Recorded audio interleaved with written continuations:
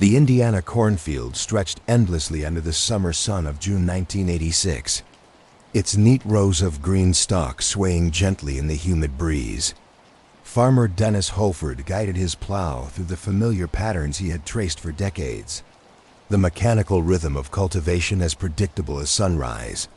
But on this scorching afternoon, something was different. Something terrible lay buried beneath 5 feet of wet, black earth. When his plow struck what he first mistook for animal hide, Holford's world and the criminal underworld of America would never be the same. What emerged from that Indiana soil were the battered remains of 2 brothers whose story reads like a fevered dream of violence, ambition, and the inescapable price of power. They called him the Ant, not because of his diminutive 5'12" frame, though that certainly contributed to the nickname. FBI Special Agent William Raymer publicly referred to him as that little pissant, and the media twisted it into something that would echo through the annals of organized crime history. But those who knew Anthony Spilotro understood the truth. He was called the Ant because he never stopped working, never stopped hunting, never stopped climbing toward power. And like his namesake insect, he could carry weights far exceeding his own size. This is the story of a man who rose from the brutal streets of Chicago to become the unofficial king of Las Vegas, who transformed himself from a teenage thief into the Chicago outfit's most feared enforcer, who lived a double life as a suburban family man and a psychopathic killer, and who ultimately fell victim to the very violence that had built his empire. It's a tale that spans 3 decades, multiple cities, and countless victims. A dark odyssey that helped end the golden age of mob-controlled Las Vegas and inspired one of cinema's greatest crime epics. But before we dive into the blood-soaked pages of Anthony Spilotro's life, let's acknowledge something important. You're here, perhaps in the quiet hours of night or during a long commute, seeking a story that will transport you into a world where loyalty was currency, violence was language, and death was always just one bad decision away. This is that story. Where are you watching from? What time is it there? Drop a comment below and let me know if you're ready to spend the next few hours walking through the shadows of one of America's most violent mobsters. If you love true crime and gangster stories that help you drift off or keep you company through the night, hit that subscribe button. Like this video if you're ready for the full unfiltered story of the Ant. Share it with someone who needs a good story tonight. Someone who appreciates the dark complexity of the human condition. Because what we're about to explore isn't just the biography of a killer. It's an examination of how environment shapes destiny, how violence begets violence, and how the pursuit of power can corrupt even the strongest family bonds. It's the story of old Las Vegas, a city of neon dreams and desert secrets, and how one small man's enormous appetite for brutality helped destroy it all. Now let's go back to where it all began. In the shadow of Chicago's skyline, where a young Anthony Spilotro would learn that in his world, only the strong survived, and sometimes not even they did. The year was 1938, and Chicago's near West Side pulsed with the rhythm of immigrant dreams and organized crime nightmares. On May 19th, in a modest apartment in the city's first ward, Nancy and Pasquale Spilotro Sr. welcomed their 3rd child into the world. They named him Anthony John Spilotro, unaware that they had just given birth to one of the most feared men in American organized crime history. The first ward was no ordinary neighborhood. It was the political and criminal heart of Chicago, a place where aldermen and gangsters shared the same social clubs, where votes were bought and sold like commodity futures, and where the line between legitimate business and criminal enterprise blurred beyond recognition. The Spilotro family lived in the Patch, a tight-knit Italian-American enclave where old-world values collided daily with new-world opportunities. Pasquale Spilotro Sr. embodied the immigrant dream in its purest form. He had arrived from Italy with nothing but calloused hands and an unshakable work ethic. eventually establishing Pat's Restaurant on West Grand Avenue. The restaurant became a gathering place for the neighborhood's working families. A modest success story built on 12-hour days and unwavering determination. Pasquale believed in honest work, family loyalty, and the American promise that hard work would eventually pay off. But the Patch operated by different rules than the rest of America. Here, the Chicago outfit wasn't some distant criminal organization. It was woven into the fabric of daily life. Neighborhood bookmakers took bets on everything from baseball games to municipal elections. Loan sharks provided quick cash to families struggling between paychecks. Legitimate businesses paid street taxes for protection. And everyone understood that certain conversations never happened. Certain names were never spoken, and certain activities were simply part of the natural order. Young Anthony absorbed these lessons through osmosis. While other children might learn about good and evil in Sunday school, Tony learned about respect and fear on street corners. While other parents worried about their children's grades, the parents in the Patch worried about their children's loyalties.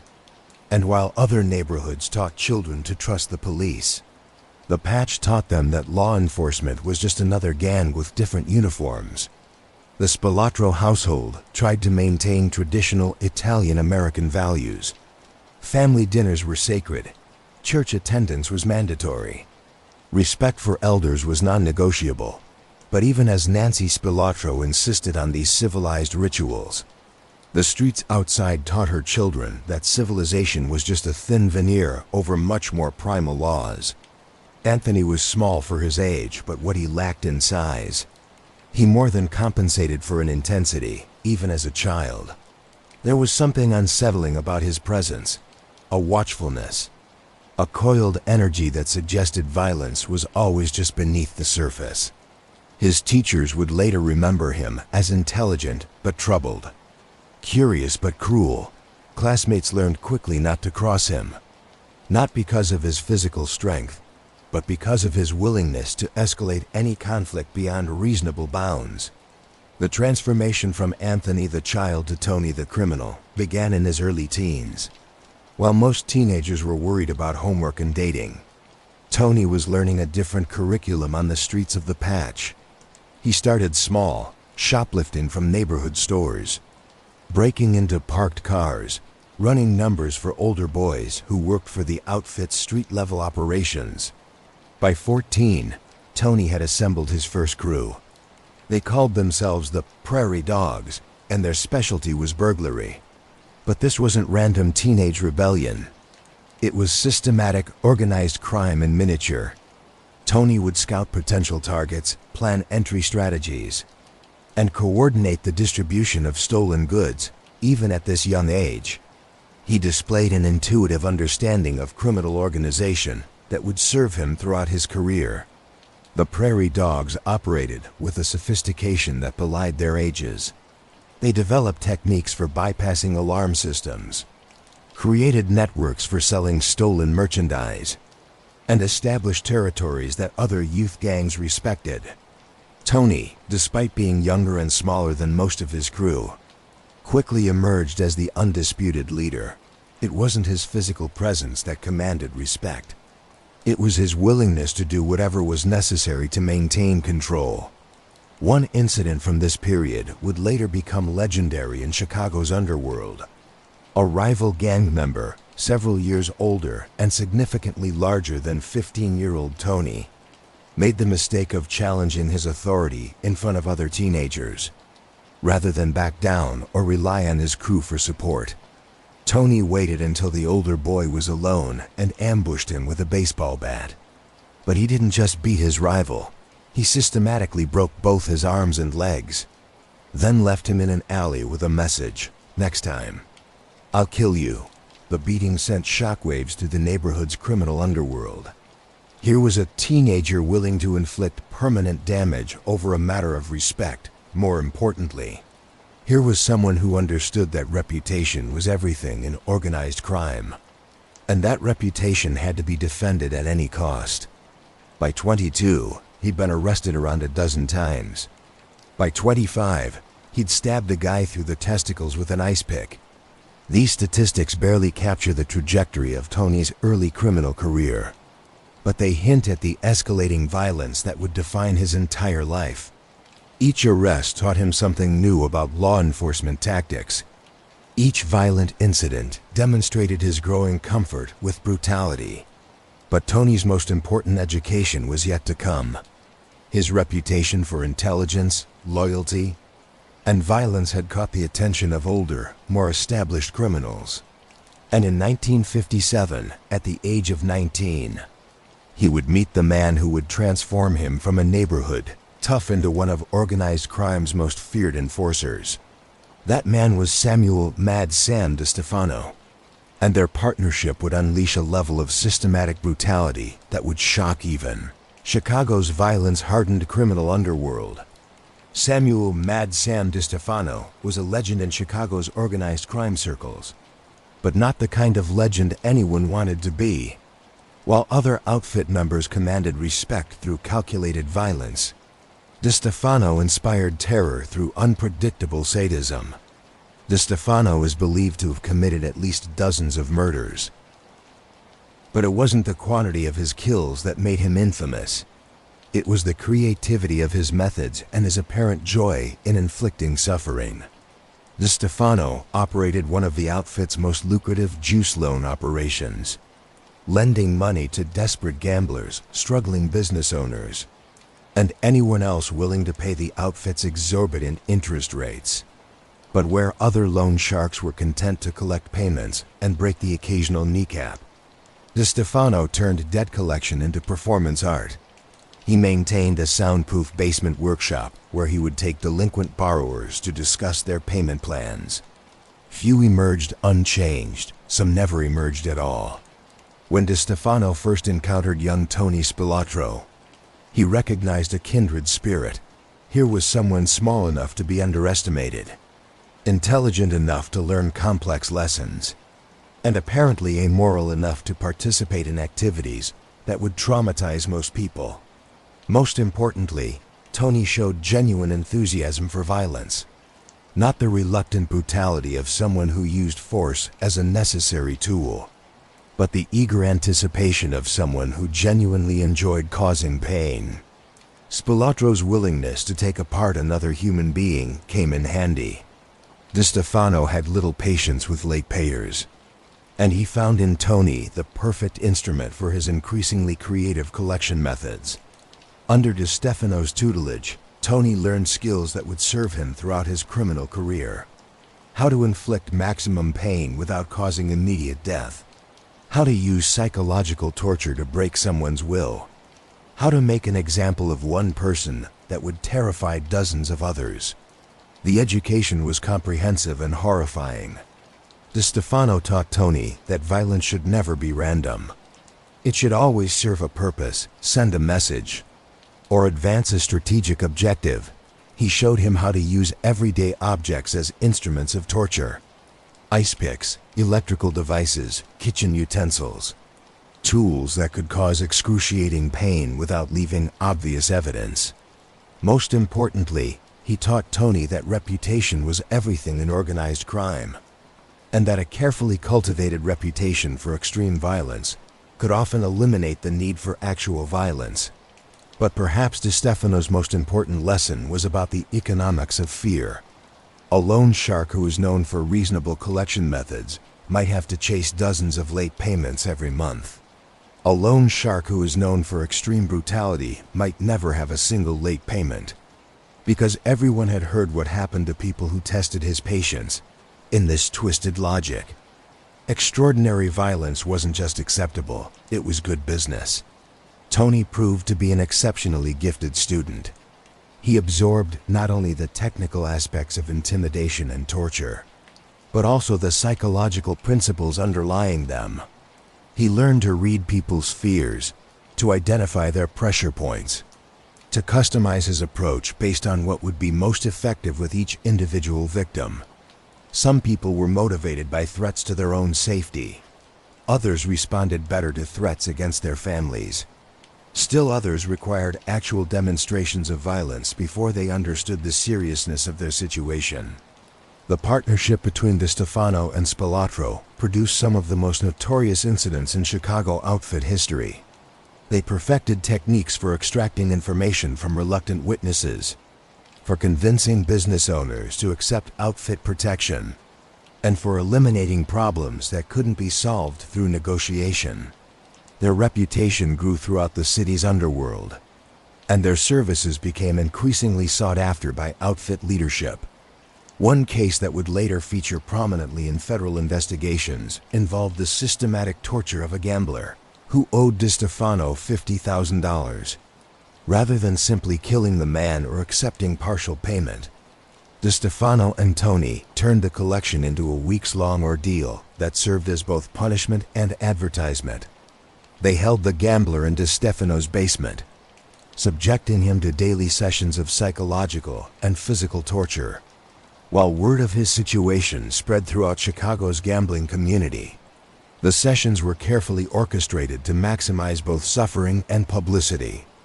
They would release the gambler for a few hours each day, allowing him to wander through his normal haunts, looking progressively more desperate and damaged. Other gamblers could see the physical evidence of his torture, could hear his increasingly frantic attempts to raise money, could witness his complete psychological breakdown. When DeStefano and Tony finally collected their payment, plus interest and penalties, every gambler in Chicago had received a clear message about the consequences of defaulting on outfit loans. But the education wasn't entirely one-directional. While Tony learned about violence and intimidation, DeStefano learned about Tony's remarkable organizational abilities and strategic thinking. Despite his youth and lack of formal education, Tony displayed an intuitive understanding of criminal enterprise that impressed even experienced outfit members.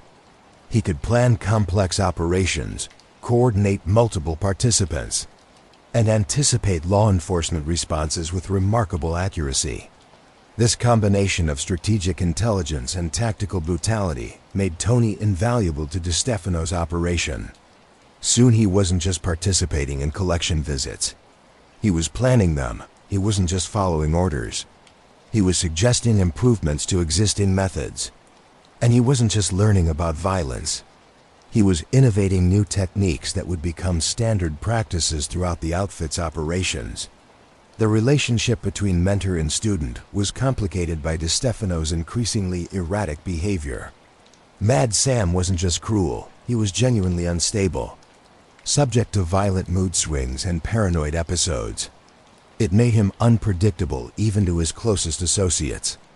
While Tony learned valuable lessons from DeStefano's methods, he also learned the importance of maintaining at least the appearance of rationality. A reputation for violence was useful. A reputation for insanity was dangerous. This observation would prove crucial to Tony's later success. While DeStefano's madness would eventually lead to his elimination by the outfit leadership, Tony's ability to channel his violent impulses into seemingly rational business decisions would allow him to rise through the organization's ranks. He learned to present his most brutal actions as necessary business expenses rather than personal indulgences, to justify extreme violence as the most cost-effective solution to complex problems. By the time Tony reached his early 20s, his education under DeStefano was complete. He had learned to view violence not as an unfortunate necessity, but as a sophisticated tool that could be used to solve a wide variety of problems. He had developed a reputation throughout Chicago's underworld as someone who could be trusted to handle the most sensitive and distasteful assignments. Most importantly, he had attracted the attention of the outfit's senior leadership, who began to see him as more than just DeStefano's apprentice. But Tony's graduation from DeStefano's School of Violence would come sooner and more dramatically than anyone anticipated. In 1973, DeStefano's erratic behavior and increasingly public profile made him a liability that the outfit could no longer tolerate. When the organization decided that Mad Sam had to go, they would turn to his most promising student to solve the problem. The assignment would be Tony's final exam, and his entry into the upper echelons of organized crime. The summer of 1962 brought an assignment that would forever cement Tony Spilotro's reputation within the Chicago outfit's hierarchy. It would also provide him with his first taste of the media attention that would eventually contribute to his downfall. The case became known as the M&M murders, named after the victims, Billy McCarthy and Jimmy Miraglia, two small-time criminals whose mistake would cost them their lives and launch Tony into the upper ranks of organized crime. McCarthy and Miraglia had committed the ultimate sin in the outfit's moral code. They had acted without permission. The two men had been running unauthorized burglary operations in Chicago suburbs, targeting jewelry stores and pawn shops without paying the proper tribute to the organization that controlled those territories. Even worse, they had been sloppy, leaving behind evidence that was attracting unwanted police attention to outfit-controlled areas. But their most serious error was personal. During one of their unauthorized burglaries, they had severely beaten a jewelry store owner who was known to be under outfit protection. The beating was particularly brutal. The store owner spent weeks in the hospital with multiple fractures and internal injuries. When word of the incident reached outfit leadership, the response was swift and unambiguous. McCarthy and Miraglia had to be made an example of, and that example had to be memorable enough to prevent similar incidents in the future. The assignment was given to DeStefano, who immediately recognized it as an opportunity to showcase his protege's growing skills. This wouldn't be a simple execution. It would be an elaborate demonstration of what happened to people who violated outfit rules. The planning took weeks, and every detail was carefully orchestrated to maximize both the victim's suffering and the lesson's impact on Chicago's criminal community. The setup was elegant in its simplicity. McCarthy and Miraglia were told they were being brought into a legitimate outfit operation, a high-stakes burglary that would net them more money than they had ever seen. They were instructed to meet at a warehouse on Chicago's South Side, where they would receive their assignments and equipment. The warehouse was isolated, soundproof, and perfect for what DeStefano and Tony had planned. When McCarthy and Miraglia arrived at the warehouse, they found themselves facing not opportunity, but judgment. DeStefano explained their transgressions in detail, giving them a chance to understand exactly why they were being punished. Then he turned them over to Tony for what he called their education. What happened next became the stuff of Chicago underworld legend. Tony, still in his early 20s but already displaying the systematic cruelty that would define his career, spent hours working on McCarthy and Miraglia. He used techniques DeStefano had taught him, but with innovations that impressed even his sadistic mentor. The torture was methodical, professional, and designed to extract not just information about their unauthorized activities, but also maximum suffering. The victims were kept alive for hours, subjected to techniques that left investigators baffled and horrified. When their bodies were finally discovered weeks later, the Cook County coroner described the scene as the most brutal murder scene he had encountered in 20 years of law enforcement. The victims had been tortured with a creativity that suggested their killers had taken genuine pleasure in the process. More importantly for Tony's career, the murders sent exactly the message outfit leadership had intended. Word spread quickly through Chicago's criminal community about what had happened to McCarthy and Miraglia. The details were whispered in bars and social clubs throughout the city, each telling becoming more elaborate and horrifying soon. Every small-time criminal in Chicago understood that unauthorized activities would result in consequences far worse than simple death. The M&M murders also marked Tony's first significant encounter with law enforcement attention. He was indicted in 1972 in the murder of a Chicago real estate broker and sometime mob associate on behalf of his mentor, the reportedly sadistic and unstable DeStefano. But the M&M case was what first brought him to the attention of federal investigators. who were beginning to map the Chicago outfit's organizational structure. FBI agents had been monitoring DeStefano's operations for years. But Tony represented something new and troubling. Unlike older outfit members who had learned to avoid public attention, Tony seemed almost to court notoriety. He drove expensive cars, wore flashy clothing, and made little effort to conceal his criminal associations. More concerning to law enforcement was his apparent lack of emotional connection to his victims. While other criminals might show some remorse, or at least discomfort, when discussing violence, Tony spoke about torture and murder with the clinical detachment of a mechanic discussing engine repair. Special Agent William Raymer, who would later coin Tony's nickname, began developing a comprehensive file on the young killer. Raymer recognized that Tony represented a new generation of organized crime figures, more educated than their predecessors, more sophisticated in their methods, but also more ruthless in their application of violence.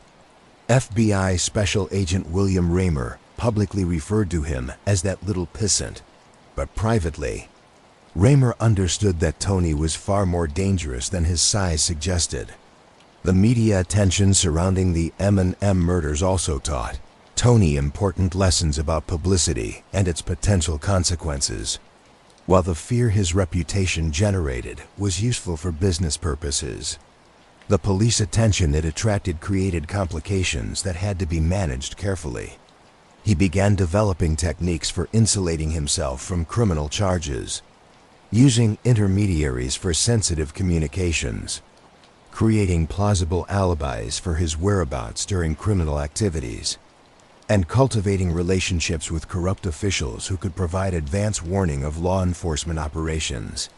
But perhaps the most significant consequence of the M&M murders was the attention they brought Tony from outfit leadership. Senior figures in the organization began to see him not just as DeStefano's apprentice, but as a valuable asset in his own right. His combination of intelligence, brutality, and loyalty made him perfect for the type of sensitive assignments that the organization's expansion would soon require.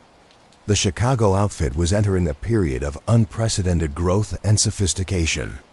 While traditional operations like gambling and loan sharking remained profitable, new opportunities were emerging in legitimate businesses, labor unions, and most importantly, the exploding casino industry in Las Vegas. These ventures required operatives who could function in more complex environments than Chicago's traditional criminal underworld. People who could interact with legitimate business leaders, navigate legal complexities, and when necessary, eliminate problems with surgical precision. Tony's success with the M&M murders demonstrated that he possessed all of these qualities. He had shown strategic thinking in planning the operation, tactical skill in its execution, and perhaps most importantly, the psychological makeup necessary to carry out extreme violence without allowing emotion to interfere with business decisions. When the time came for the outfit to expand its operations beyond Chicago's traditional boundaries, Tony Spilotro would be perfectly positioned to lead that expansion. But before he could take on those larger responsibilities, there was one more lesson he needed to learn, one that would come from an unexpected source, and teach him about the importance of maintaining at least the appearance of a normal life. That lesson would come through his relationship with Nancy Stella, a young woman who would become his wife and provide him with a domestic stability that would serve as cover for 3 decades of criminal activity. In 1960, amidst the violence and chaos that defined his professional life, Anthony Spilotro made a decision that would seem incongruous to anyone who knew his reputation on Chicago's streets. At 22 years old, he married Nancy Stella, a pretty, conventional young woman from a respectable Italian-American family who appeared to know nothing about her fiancé's criminal activities. The marriage represented something unprecedented in Tony's life, the creation of a separate identity, a normal face he could present to the world while continuing his work in Chicago's darkest corners. Nancy Stella was everything Tony was not. She was gentle where he was violent, trusting where he was suspicious, conventional where he was revolutionary.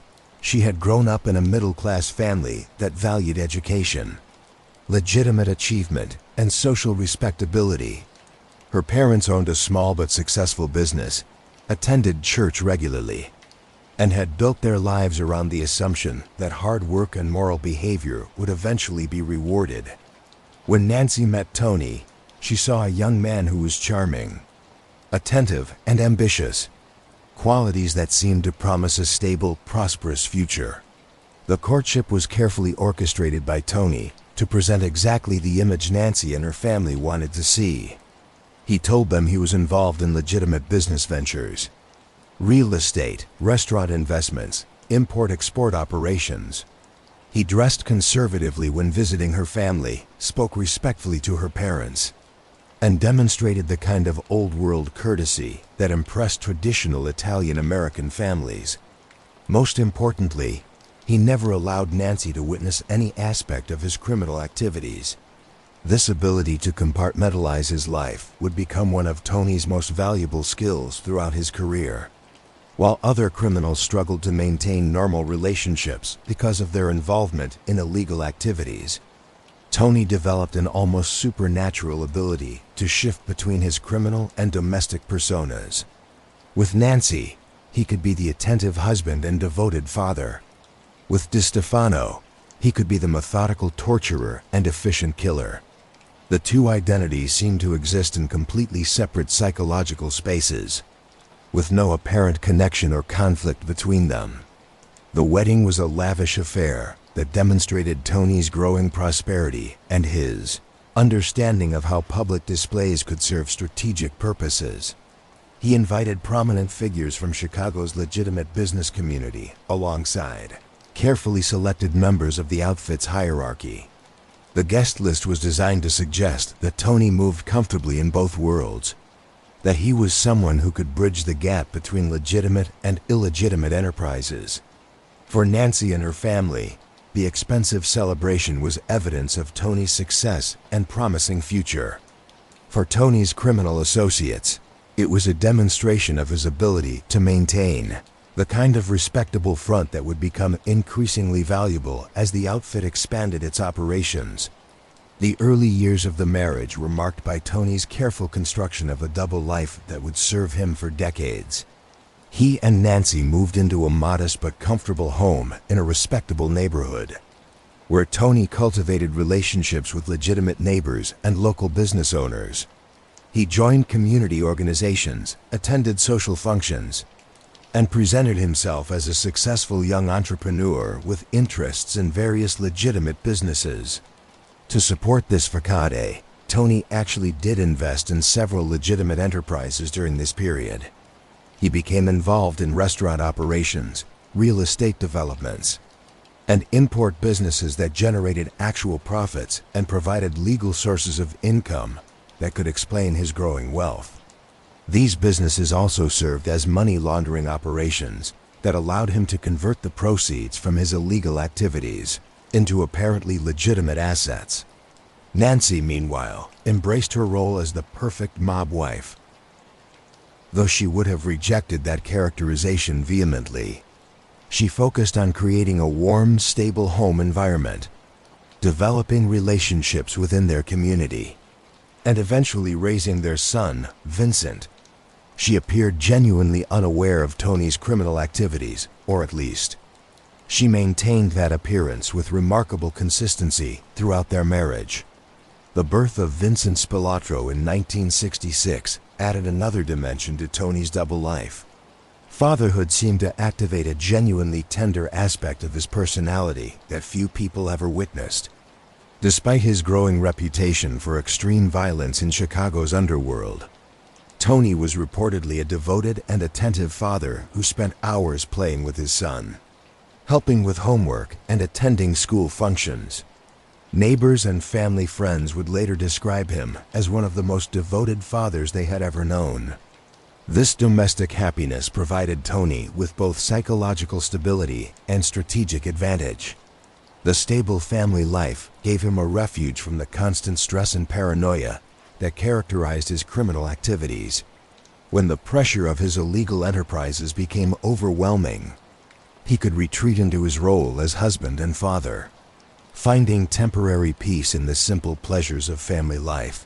At the same time, his reputation as a devoted family man provided him with a degree of social respectability that insulated him from suspicion and made it easier for him to develop relationships with legitimate business leaders. But the duality came with costs that would eventually contribute to his downfall. Maintaining two completely separate identities required enormous psychological energy and constant vigilance. Tony had to remember which version of himself he was supposed to be presenting in every situation, had to carefully manage his calendar to ensure that his criminal activities never intersected with his family life, and had to develop elaborate cover stories to explain his frequent absences and unexplained wealth. More dangerously, the two identities began to blur in subtle ways that would later create vulnerabilities. Tony's success in his legitimate businesses made him more confident and visible, leading him to take risks in his criminal enterprises that a more cautious operator might have avoided. His growing social prominence made him a more attractive target for law enforcement investigations, who began to notice the discrepancy between his reported income and his obvious wealth. Perhaps most problematically, Tony's comfort with his double life made him overconfident about his ability to manage complex situations. He began to believe that he could navigate any challenge through careful planning and strategic thinking, not recognizing that some problems couldn't be solved through intelligence alone. This overconfidence would later lead him to make decisions in Las Vegas that would ultimately prove fatal. During this period, Tony also began developing the personal style that would later make him famous in Las Vegas. He had always been clothes conscious, but his marriage to Nancy motivated him to refine his appearance even further. He began shopping at expensive stores, working with personal tailors, and cultivating the kind of polished, sophisticated look that would allow him to move comfortably in high-end social circles. The combination of his small stature, expensive clothing, and carefully groomed appearance created a distinctive personal style that people remembered. While other criminals tried to blend into crowds, Tony stood out wherever he went. This visibility served his business interests by making him a memorable and imposing presence in negotiations, but it also made him easier for law enforcement to track and identify. As the 1960s progressed and Tony's reputation within the Chicago outfit continued to grow, his ability to maintain his double life became increasingly valuable to the organization. Senior figures began to recognize that Tony's combination of criminal skills and legitimate social connections made him perfect for the type of complex operations the outfit was beginning to contemplate. When opportunities arose that required someone who could function effectively in both criminal and legitimate environments, Tony's name invariably came up in organizational discussions. The marriage to Nancy also provided Tony with insights into legitimate business and social operations that would prove crucial to his later success. Through his wife's family and their social connections, he learned about banking, real estate, retail operations, and other legitimate enterprises from the inside. This education complemented his criminal training and made him one of the few outfit members who truly understood both sides of the American economy. By 1970, Tony had successfully created and maintained a double life that satisfied the competing demands of his criminal career and his domestic responsibilities. He was respected within the Chicago outfit as one of its most capable and reliable operatives. He was admired within his community as a successful businessman and devoted family man. And he was beginning to attract the attention of outfit leadership who were contemplating new ventures that would require his unique combination of skills and social connections. That opportunity would come in the form of Las Vegas, a city that was experiencing unprecedented growth and generating enormous profits for organized crime families throughout the country. The Chicago outfit had significant interests in Las Vegas casinos, but they needed someone on the ground who could protect those interests. while navigating the increasingly complex legal and business environment that characterized the modern gaming industry. Tony Spilotro, with his proven criminal abilities and his carefully cultivated legitimate persona, was the perfect candidate for the assignment in 1971. He would pack up his double life and transport it to the desert, where it would flourish beyond anyone's expectations and ultimately lead to his destruction. The early 1970s marked a pivotal moment in American organized crime history, as traditional families began recognizing that their future prosperity depended not on expanding their territorial control in established urban markets, but on adapting to new opportunities in emerging industries. For the Chicago outfit, no opportunity appeared more promising than Las Vegas, a city that seemed specifically designed to convert organized crime's traditional skills, gambling, money laundering, labor intimidation, into legitimate, legal profits. Las Vegas in 1971 was a city in transition. The old mob-built casinos of the 1950s and 1960s were generating enormous profits, but they were also attracting increasing attention from federal law enforcement and Nevada gaming authorities at the same time. New corporate investors were beginning to eye the gaming industry as a potential source of massive legitimate profits.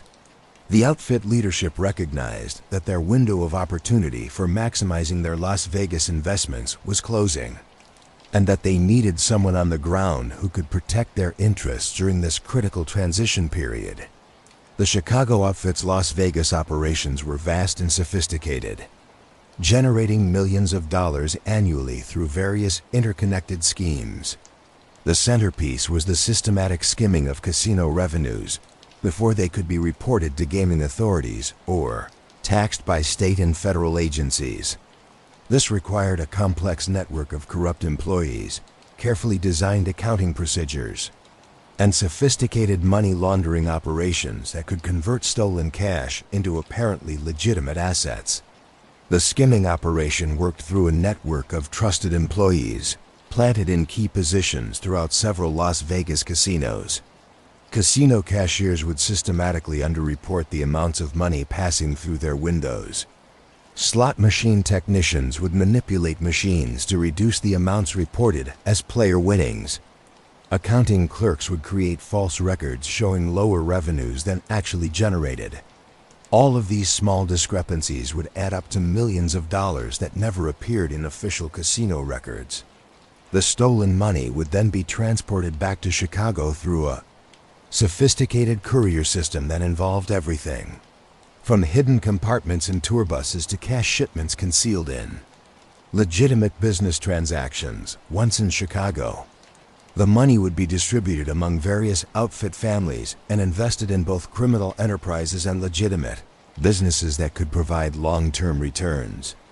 But the skimming operations were only part of the outfit's Las Vegas interests. They also controlled or influenced several legitimate businesses that served the gaming industry. Construction companies that built casinos, restaurants that served casino customers, entertainment agencies that booked performers, and various service businesses that generated steady revenues while providing cover for criminal activities. Managing these complex operations required someone with a unique combination of skills. The outfit needed an operative who could interact effectively with legitimate business leaders and corrupt officials, who could navigate the increasingly sophisticated legal environment surrounding the gaming industry, and who could, when necessary, eliminate problems through violence. Most importantly, they needed someone who could be trusted with enormous amounts of money and who would remain loyal to the organization despite the constant temptations that Las Vegas offered. The assignment was initially offered to several senior outfit members, but each declined for various reasons. Some were too old or too set in their ways to adapt to Las Vegas's unique environment. Others were too visible to law enforcement to operate effectively in a city where gaming authorities maintained extensive surveillance operations. Still others simply weren't interested in leaving Chicago and the familiar criminal environment, where they had built their reputations and power bases. When Tony Spilotro's name was suggested for the Las Vegas assignment, the reaction from outfit leadership was mixed but ultimately enthusiastic. At 33, he was young enough to adapt to new environments and sophisticated enough to handle complex business operations. His reputation for extreme violence was well established, which would be useful for dealing with problems that couldn't be solved through negotiation. Most importantly, his successful double life in Chicago demonstrated that he could maintain the kind of legitimate front that would be essential for operating in Las Vegas's increasingly regulated environment. The decision to send Tony to Las Vegas was made by the highest levels of outfit leadership, including boss Tony Accardo and underboss Joey Ayupa. These men understood that their Las Vegas operations represented the organization's most valuable and vulnerable assets, and that protecting them required their most capable operative. The assignment came with enormous authority, but also enormous responsibility. Tony would essentially become the outfit's viceroy in Las Vegas, with power over all of the organization's interests in the city, but also accountability for their success or failure. The timing of Tony's assignment coincided with several developments that made Las Vegas both more profitable and more dangerous for organized crime operations. Federal law enforcement was increasing its focus on gaming industry corruption, with new task forces specifically designed to identify and prosecute casino skimming operations. At the same time, legitimate corporations were beginning to invest heavily in Las Vegas casinos, bringing with them sophisticated security and accounting systems that made traditional criminal techniques more difficult to implement. Tony's mission was complex and potentially contradictory. He was expected to maximize the outfit's short-term profits from their existing operations, while also positioning the organization to benefit from Las Vegas's long-term growth.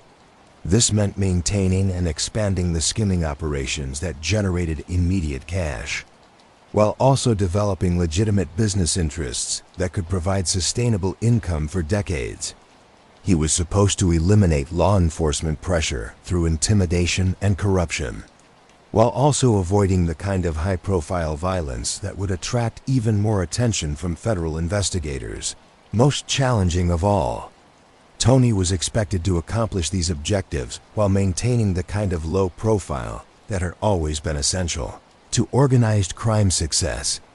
The traditional mob strategy of avoiding public attention and operating through intermediaries would be difficult to implement in a city where success often required personal visibility and direct participation in public business activities. When Tony Spilotro arrived in Las Vegas in 1971, he brought with him not only his reputation for violence and his experience with complex criminal operations, but also a carefully developed strategy for maximizing the Chicago outfit's profits while minimizing their legal exposure. His primary mission was to protect and expand the systematic skimming of casino revenues that represented the organization's most lucrative single source of income. The skimming operations Tony inherited were already sophisticated, but they were also vulnerable to the increasingly aggressive law enforcement investigations that were beginning to focus on Las Vegas's gaming industry. Federal agencies had begun developing new techniques for identifying financial irregularities in casino operations, and state gaming authorities were implementing more stringent accounting requirements that made traditional skimming methods more difficult to execute. Tony's first priority was to modernize the skimming operations to make them more resistant to detection. This required recruiting new inside contacts who could provide advanced warning of investigations, developing more sophisticated techniques for concealing financial irregularities, and creating backup systems that could continue generating profits even if primary operations were compromised. The centerpiece of Tony's strategy was the development of what he called the network, a carefully selected group of casino employees who occupied strategic positions throughout Las Vegas's gaming industry. These individuals were recruited through a combination of financial incentives, personal relationships, and when necessary, intimidation. Once recruited, they were trained in specific techniques for diverting casino revenues in ways that would be virtually impossible for auditors to detect. The network included cashiers who could manipulate transaction records, security guards who could disable surveillance systems at crucial moments, accounting clerks who could create false documents to justify financial discrepancies, and managers who could authorize irregular transactions without triggering automatic review procedures. Each member of the network was isolated from the others, knowing only their specific role in the overall operation and having no information that could compromise other participants if they were discovered and arrested. Tony also recognized that successful skimming operations required more than just inside contacts.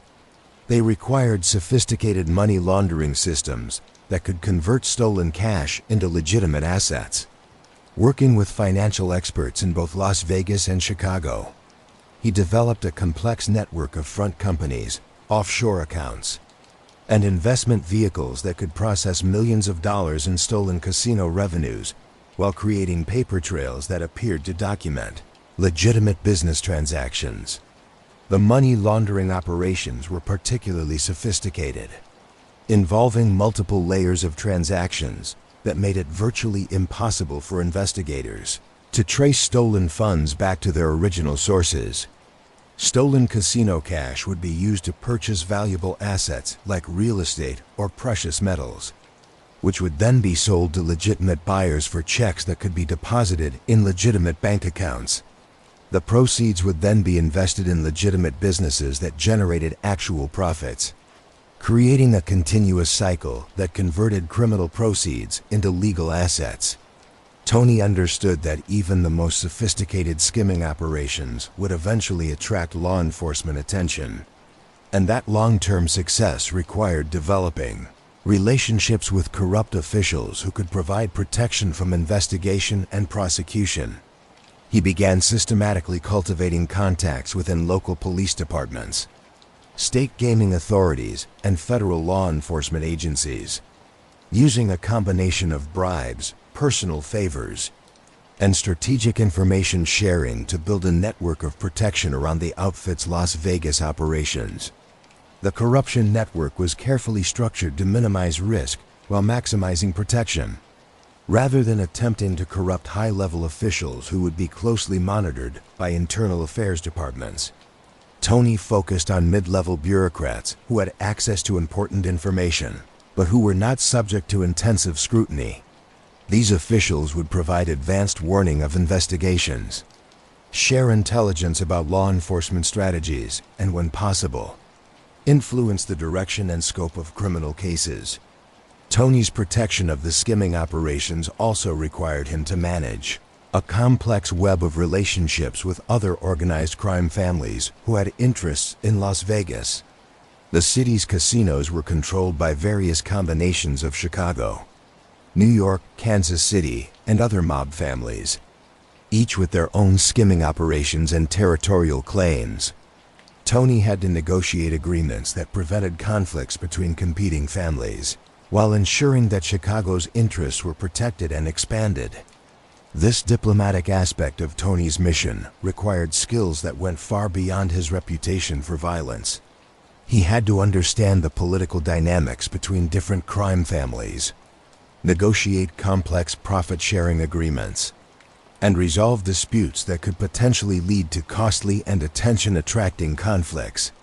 His success in these negotiations enhanced his reputation throughout the national American organized crime community and established him as one of the most influential figures in Las Vegas's criminal underworld.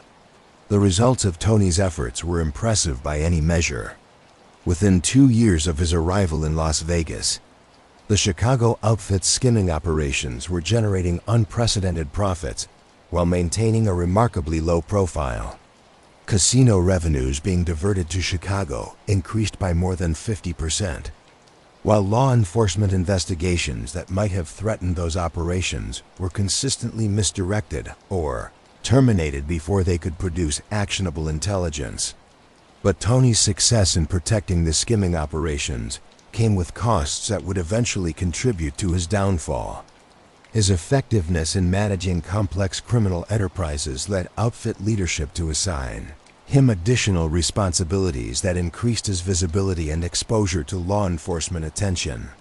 His growing influence within Las Vegas's criminal underworld made him a more attractive target for federal investigators who were beginning to understand that successful prosecutions required focusing on key organizational figures rather than low-level operatives. Most problematically, Tony's success made him increasingly confident about his ability to manage any challenge through careful planning and strategic thinking.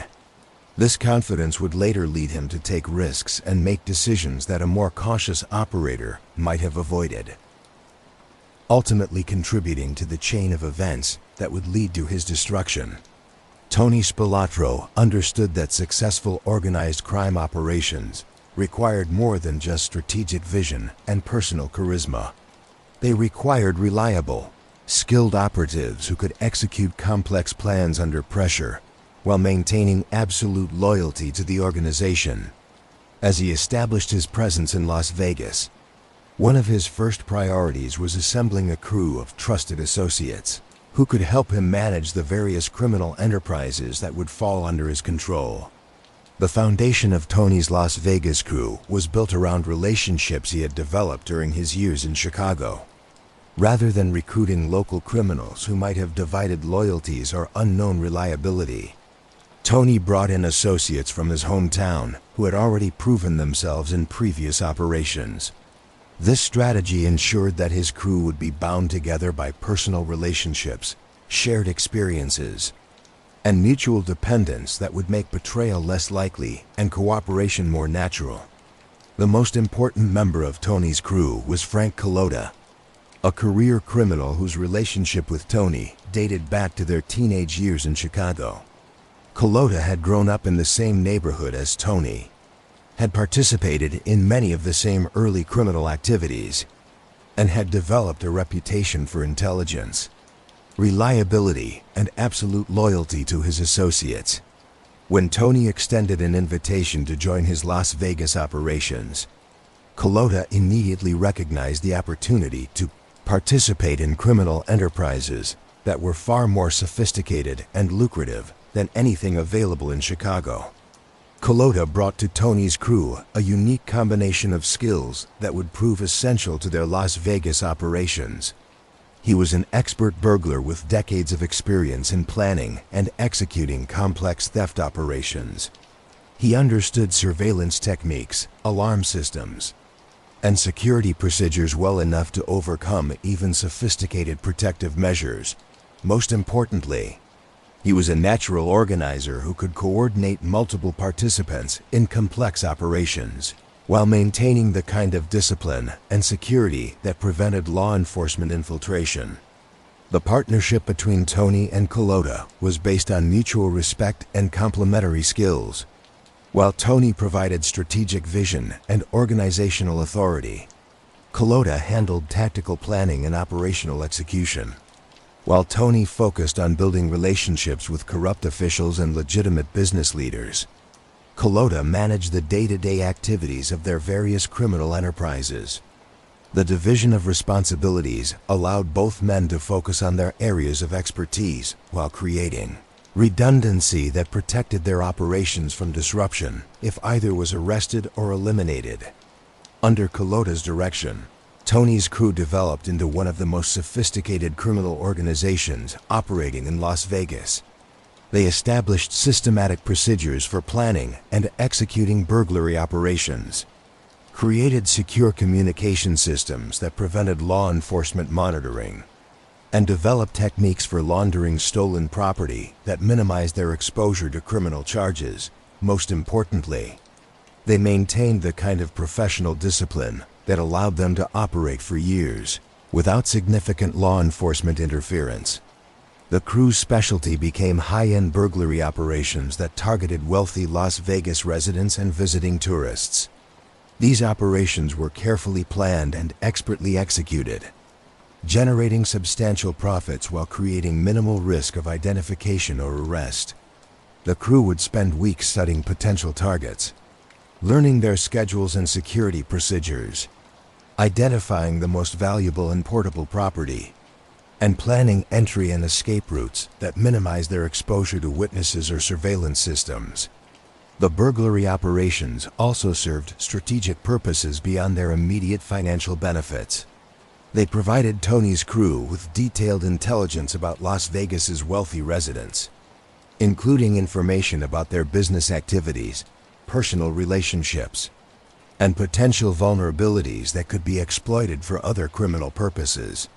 They generated cash flow that could be used to fund other operations, including the bribes and payments necessary to maintain their network of corrupt contacts. Most importantly, they enhanced the crew's reputation for professionalism and effectiveness, making it easier to recruit additional members and develop relationships with other criminal organizations. But Culotta's most valuable contribution to Tony's Las Vegas operations was his ability to identify and recruit talented criminals who could expand their capabilities into new areas.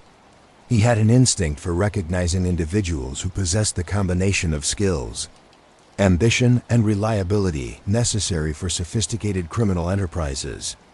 Under his guidance, Tony's crew grew to include specialists in various areas: electronics experts who could defeat alarm systems, financial professionals who could design complex money laundering schemes, and enforcement specialists who could handle problems that required intimidation or violence.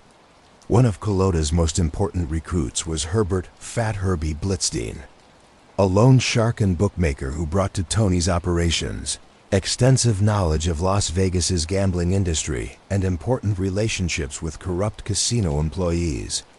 Blitzstein's expertise in illegal gambling operations complemented Tony's focus on casino skimming, allowing the crew to develop multiple revenue streams that were both profitable and strategically valuable for their long-term objectives. Another crucial addition to the crew was Wayne Matecki, a burglar and fence who specialized in disposing of stolen property through networks that extended throughout the western United States. Matecki's connections allowed Tony's crew to convert stolen goods into cash quickly and efficiently, while his knowledge of other criminal organizations provided them with opportunities for partnerships and joint ventures that expanded their influence and profitability.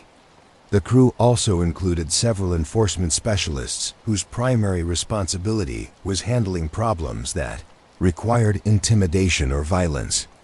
These individuals were carefully selected for their ability to carry out brutal assignments while maintaining the kind of professional discipline that prevented unnecessary attention from law enforcement. They understood that their role was to solve problems as efficiently as possible, not to satisfy personal desires for violence or revenge. Tony's success in building a loyal and effective crew was based on his understanding of what motivated career criminals and his ability to provide those motivations consistently. He offered his associates the opportunity to participate in operations that were more sophisticated and lucrative than anything they could accomplish independently. He provided them with protection from law enforcement through his network of corrupt contacts and his reputation for eliminating problems before they became serious threats. Most importantly, he created an organizational culture that rewarded loyalty and competence while eliminating individuals who proved unreliable or disloyal. The crew's operations were characterized by careful planning, professional execution, and sophisticated security procedures that minimized their vulnerability to law enforcement investigation. They used coded language in all communications, changed their meeting locations regularly, and maintained strict separation between their various criminal enterprises to prevent problems in one area from affecting others. They also developed comprehensive intelligence operations that provided them with advance warning of law enforcement activities and allowed them to adjust their operations to avoid detection. But perhaps the most important aspect of Tony's crew was the personal relationships that bound the members together. These were not simply business partnerships based on mutual financial interest. They were friendships forged through shared risks, mutual dependence, and years of successful cooperation. The crew members trusted each other with their lives, their freedom, and their family's security. This trust created a level of operational security that would have been impossible to achieve through formal organizational structures or financial incentives alone. The strength of these personal relationships would later make the crew's eventual dissolution particularly devastating for Tony. When circumstances finally forced some crew members to choose between loyalty to their associates and their own survival, the betrayals would be especially painful because they would represent not just business calculations, but personal abandonment by individuals who had been trusted as family members. For several years during the mid-1970s, Tony's crew represented one of the most successful criminal organizations operating in Las Vegas. They generated substantial profits for the Chicago outfit while maintaining a remarkably low profile and avoiding serious law enforcement interference. Their success enhanced Tony's reputation within organized crime circles and established him as one of the most influential figures in Las Vegas's criminal underworld. But success also brought challenges that would ultimately contribute to the crew's destruction. Their growing influence made them more visible to law enforcement agencies that were developing increasingly sophisticated techniques for investigating organized crime activities. Their expanding operations required them to work with a larger number of outside contacts, increasing the probability that someone would eventually provide information to investigators. Most importantly, their success made them increasingly confident about their ability to handle any challenge, leading them to take risks that more cautious operators might have avoided. As Tony Spilotro established his criminal operations in Las Vegas, he understood that long-term success would require more than just sophisticated illegal enterprises. It would require a network of legitimate businesses that could provide legal sources of income, cover for criminal activities, and respectability within the community. His approach to building this legitimate front was characteristically systematic and sophisticated, reflecting his understanding that the most effective criminal operations were those that appeared to be completely legal. The centerpiece of Tony's legitimate business empire was the Gold Rush jewelry store, which he established in partnership with his brother Michael in 1973. Located in a prestigious shopping district that catered to Las Vegas's wealthy residents and visiting tourists, the Gold Rush quickly became one of the city's most successful jewelry retailers. The store specialized in high-end watches, diamond jewelry, and precious metals, attracting customers who were willing to pay premium prices for exceptional quality and service. On the surface, the Gold Rush appeared to be exactly what it claimed to be: a successful, legitimate business operated by knowledgeable professionals who understood their market and provided excellent customer service. Tony and Michael invested heavily in creating an impressive retail environment, hiring experienced sales staff and developing relationships with reputable suppliers. The store generated substantial legitimate profits from its retail operations, providing Tony with documented sources of legal income that could explain his growing wealth and sophisticated lifestyle. But the Gold Rush also served multiple functions that supported Tony's criminal enterprises. It provided a perfect money laundering operation that could convert stolen cash into legitimate assets through apparently normal business transactions. Stolen jewelry and precious metals could be processed through the store's inventory systems, mixed with legitimate merchandise, and sold to unsuspecting customers, who provided clean checks that could be deposited in legitimate bank accounts. The jewelry business also provided Tony with extensive intelligence about Las Vegas's wealthy residents and visitors. Customers purchasing expensive jewelry often discussed their financial situations, travel plans, and security arrangements, providing information that could be used to identify potential targets for burglary operations. The store's clientele included casino owners, entertainment figures, and wealthy tourists who represented attractive opportunities for various criminal enterprises. Perhaps most importantly, the gold rush provided Tony with a legitimate reason to maintain relationships with various professionals who could support his criminal activities.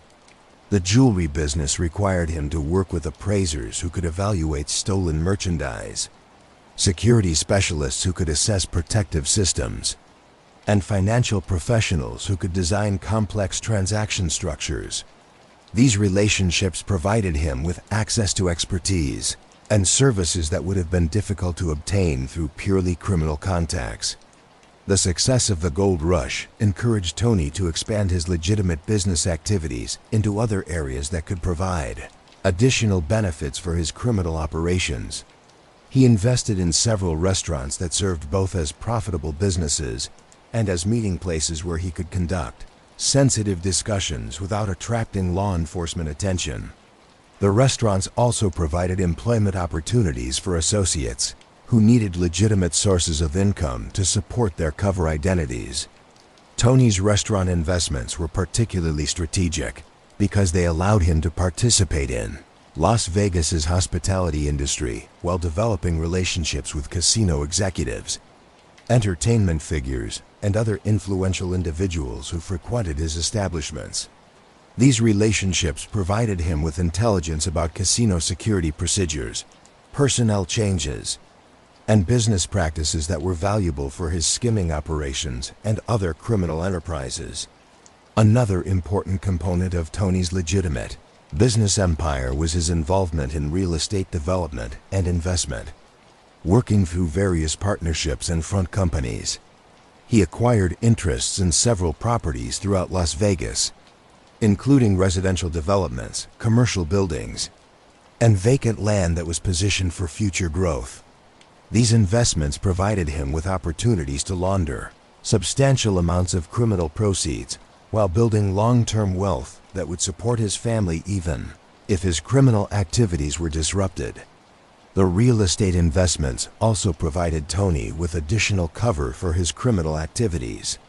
Property development required frequent meetings with contractors, financial institutions, government officials, and other professionals, providing him with legitimate reasons for maintaining the kind of extensive business relationships that might otherwise have appeared suspicious to law enforcement investigators.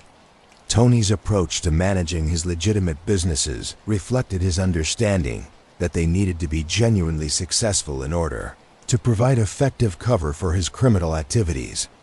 He invested substantial time and resources in learning about retail management, restaurant operations, and real estate development, becoming knowledgeable enough about these industries to participate effectively in business discussions and make decisions that enhanced profitability. He also recognized that his legitimate businesses needed to maintain high standards of professional conduct in order to avoid attracting unwanted attention from regulatory authorities or law enforcement agencies. He insisted that his businesses comply with all applicable laws and regulations, maintain accurate financial records, and provide excellent customer service that would generate positive word-of-mouth advertising and repeat business. This commitment to legitimate business success created some interesting tensions within Tony's overall operations. Sometimes the demands of running successful legal businesses conflicted with the requirements of his criminal enterprises. Customer service obligations might interfere with criminal meetings. Tax reporting requirements might create documentation that could be useful to law enforcement investigators.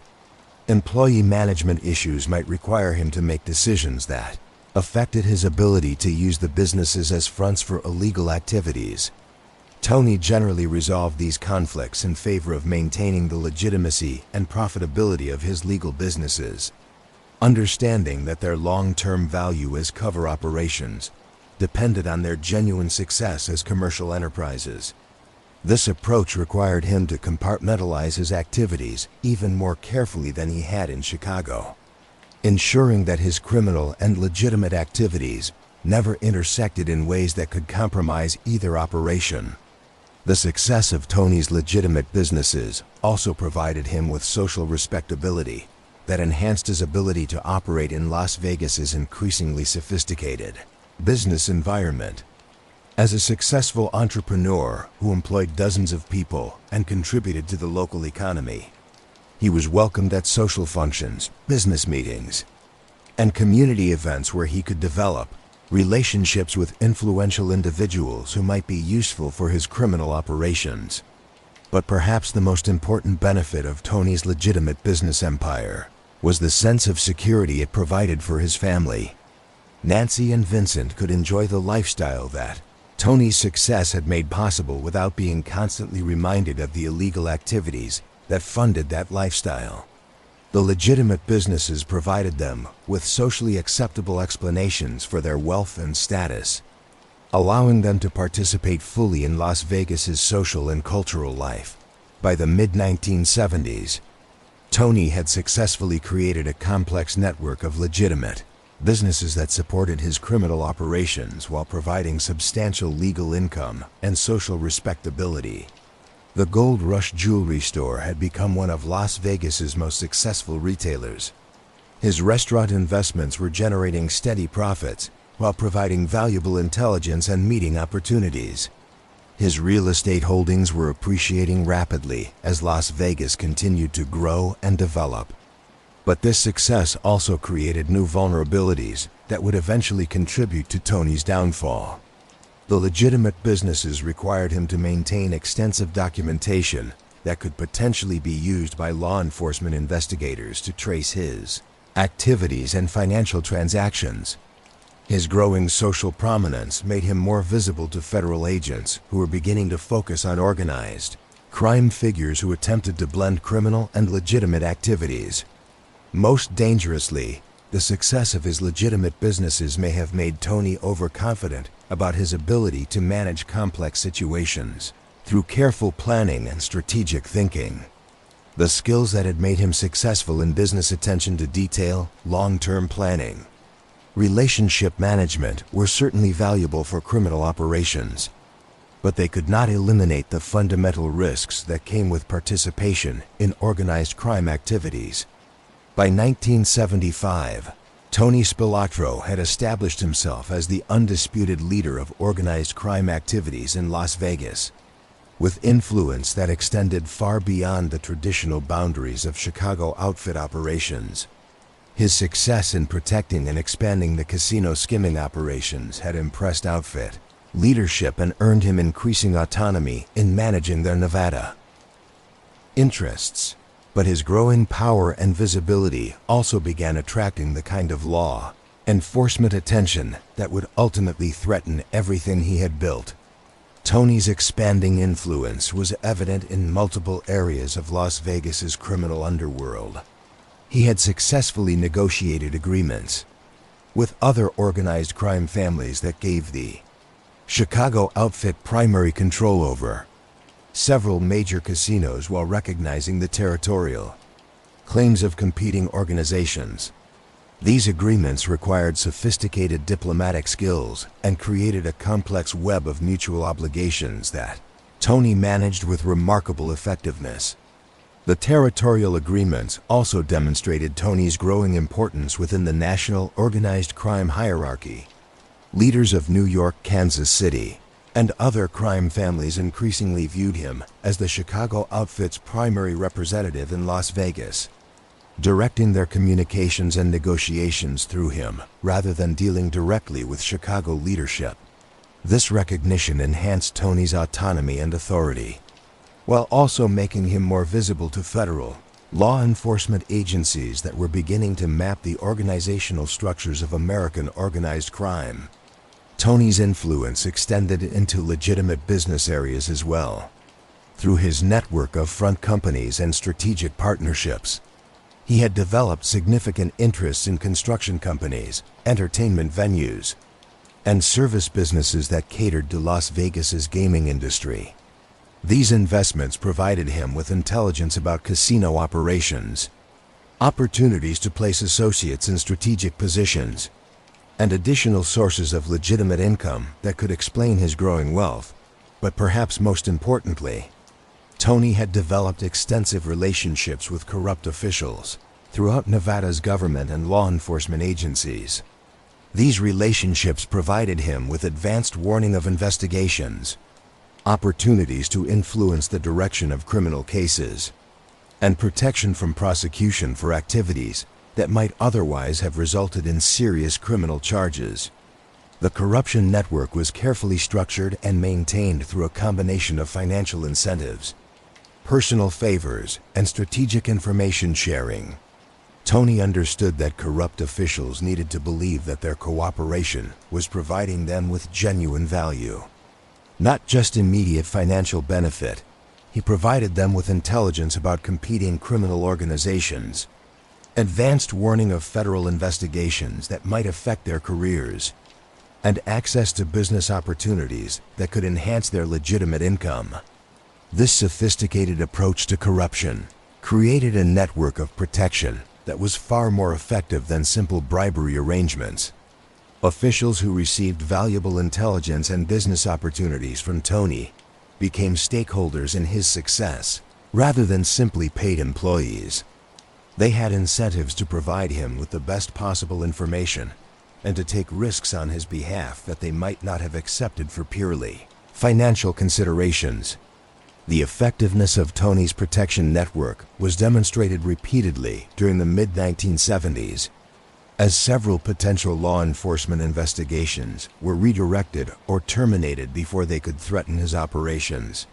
State gaming authorities who began examining unusual patterns in casino financial records found their investigations transferred to other agencies or delayed by bureaucratic complications.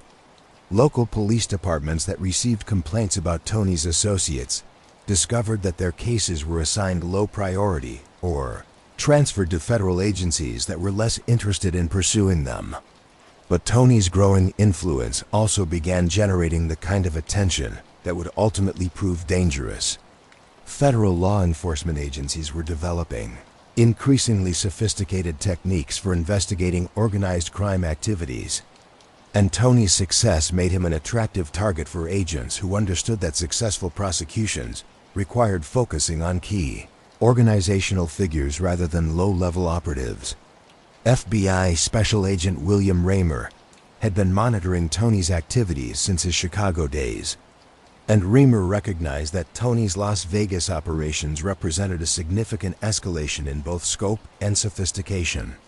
Raymer began developing a comprehensive file on Tony's Las Vegas activities, using surveillance, informants, and financial analysis to map his various criminal enterprises and legitimate business interests. The FBI's interest in Tony was intensified by his apparent success in avoiding serious criminal charges despite his obvious involvement in multiple illegal activities. Federal agents understood that Tony's ability to operate with such impunity suggested that he had developed effective protection from corrupt officials, and that prosecuting him would require overcoming both his criminal sophistication and his political protection.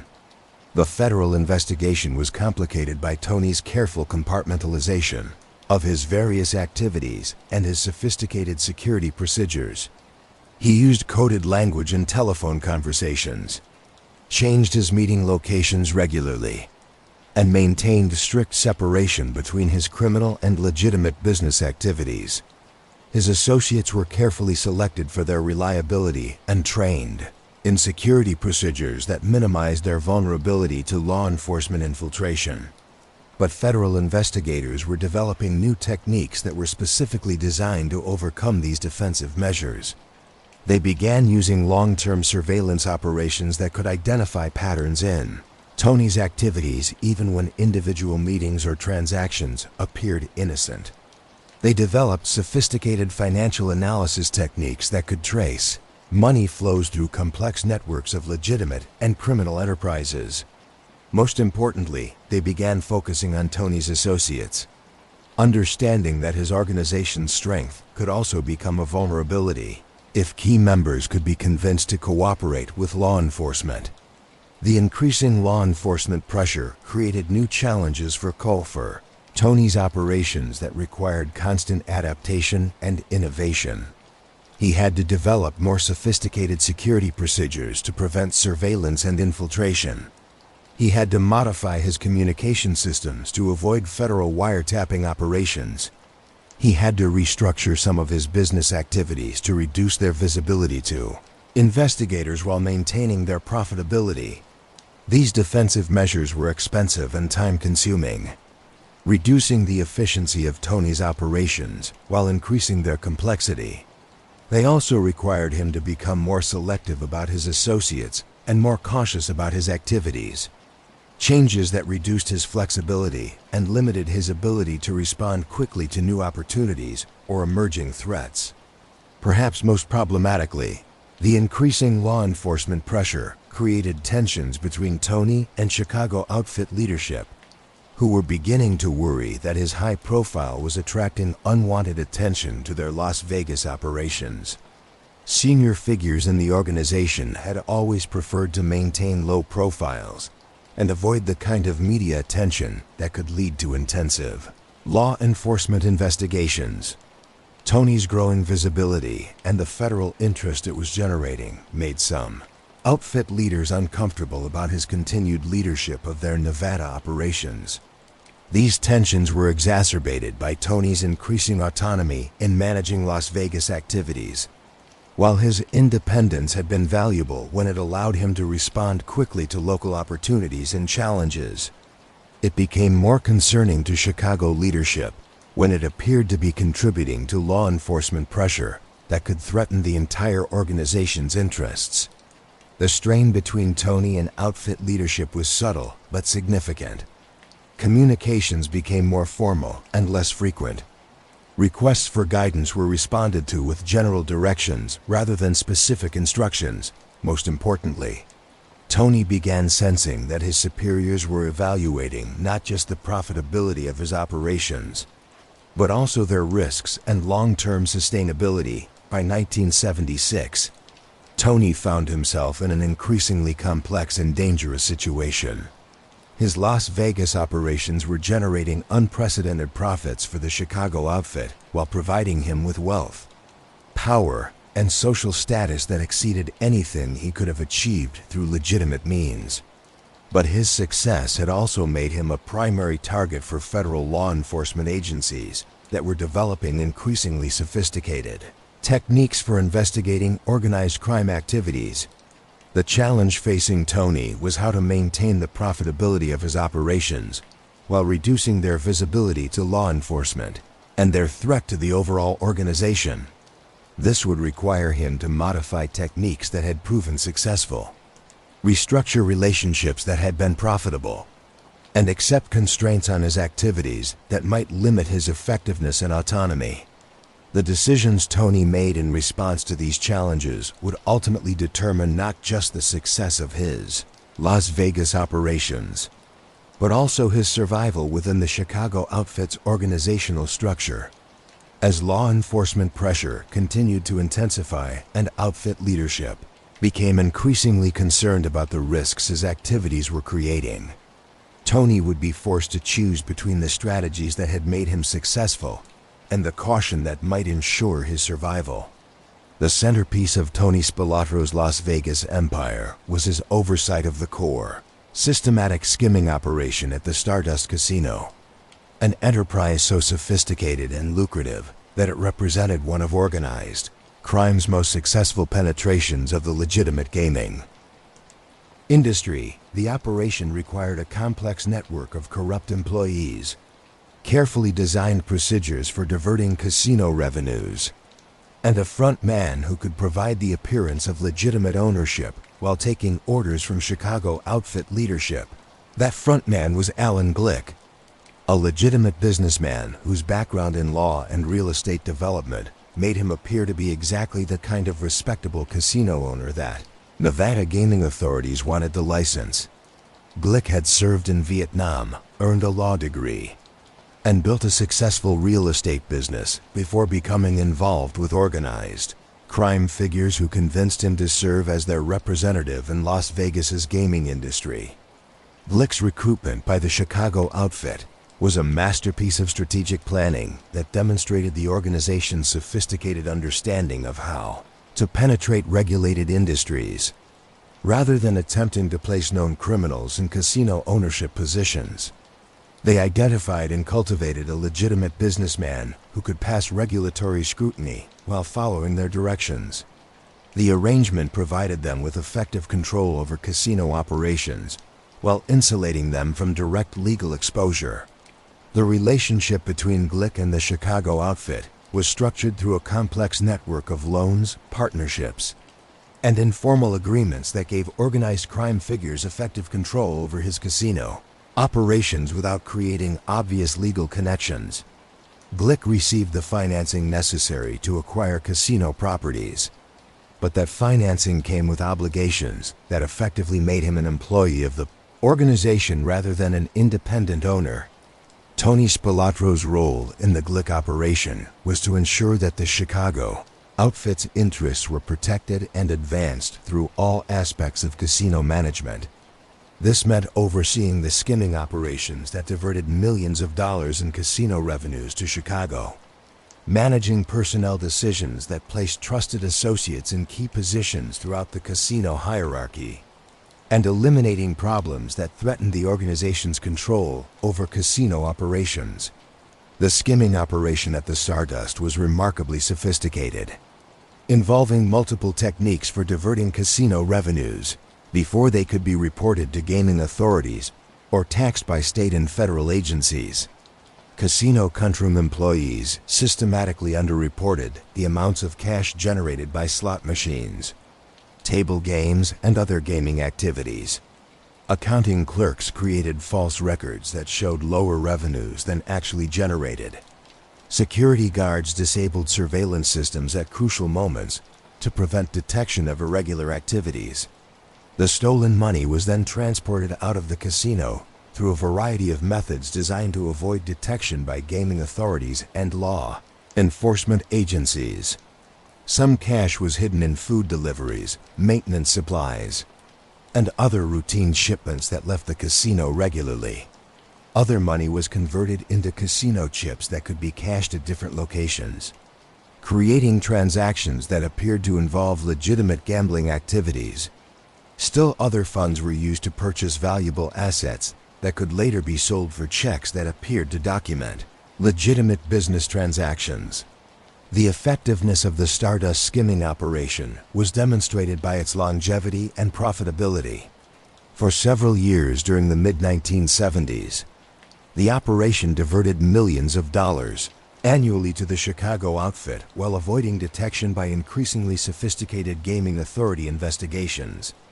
The money generated by the Stardust scheme represented a significant portion of the Chicago outfit's total income and helped fund expansion into other legitimate and criminal enterprises throughout the Midwest. But the success of the Stardust operation also created vulnerabilities that would eventually contribute to its exposure and Tony's downfall. The sophisticated techniques required to execute the skim required the participation of dozens of casino employees, each of whom represented a potential source of information for law enforcement investigators. The large amounts of money involved created paper trails that could potentially be traced by federal agents with sufficient resources and determination. Most importantly, the operation's profitability made it an attractive target for law enforcement agencies that understood that successful prosecutions of organized crime figures required focusing on their most lucrative enterprises. Tony's management of the Stardust operation demonstrated both his criminal sophistication and his growing overconfidence about his ability to manage complex challenges. He developed comprehensive security procedures that protected the operation from routine gaming authority investigations and casual law enforcement scrutiny. He created backup systems that could continue generating profits, even if primary skimming techniques were compromised. He established communication systems that allowed him to coordinate activities with Chicago leadership, while avoiding the kind of electronic surveillance that was becoming increasingly common in federal investigations. But Tony also made decisions that increased the operation's visibility and exposure to law enforcement attention. His insistence on personally overseeing key aspects of the scheme meant that his presence at the casino was regular and predictable, making it easier for federal agents to monitor his activities and establish patterns of behavior. His use of known associates in sensitive positions created obvious connections between the casino's operations and organized crime figures who were already under investigation. Most problematically, his growing confidence led him to expand the skimming operation in ways that increased its profitability but also its vulnerability to detection. The Stardust operation also required Tony to manage increasingly complex relationships with Alan Glick, who was growing uncomfortable with his role as a front for organized crime activities. Glick understood that his association with the Chicago outfit made him vulnerable to criminal prosecution, but he also knew that attempting to withdraw from the relationship could have fatal consequences. This created a delicate situation that required Tony to maintain Glick's cooperation while preventing him from taking actions that could expose or damage the skimming operation. Tony's approach to managing Glick combined financial incentives, personal relationship building, and subtle intimidation in ways that kept the businessman compliant without making him so fearful that he might take desperate action. Glick was allowed to enjoy substantial profits from the casino's legitimate operations, providing him with financial motivations to maintain the arrangement. He was treated with respect and included in social activities that made him feel like a valued partner rather than a coerced employee. But he was also reminded regularly of the consequences that might result from any attempt to betray or abandon his obligations to the Chicago outfit. This relationship management became increasingly challenging as federal law enforcement pressure intensified and Glick became more aware of the legal risks he was facing. Gaming authorities were asking more pointed questions about casino operations and financial irregularities. FBI agents were conducting more frequent interviews with casino employees and business associates. Media attention was increasing as journalists began investigating connections between Las Vegas casinos and organized crime figures. The growing pressure created tensions not just between Tony and Glick, but also between Tony and Chicago outfit leadership, who were beginning to question whether the risks associated with the Stardust operation were becoming too great relative to its benefits. Senior figures in the organization had always understood that casino skimming operations would eventually attract law enforcement attention, but they had expected Tony to manage that attention in ways that protected the organization's long-term interests.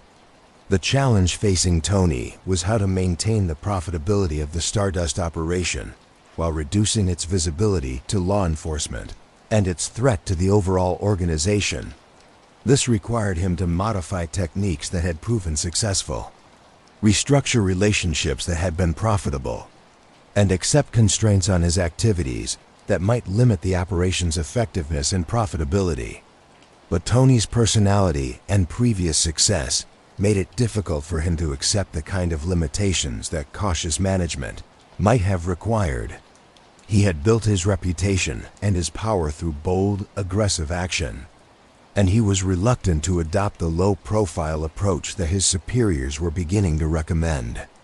This fundamental conflict between Tony's operational style and organizational requirements would eventually contribute to tensions that threatened both his Las Vegas empire and his relationship with the Chicago outfit.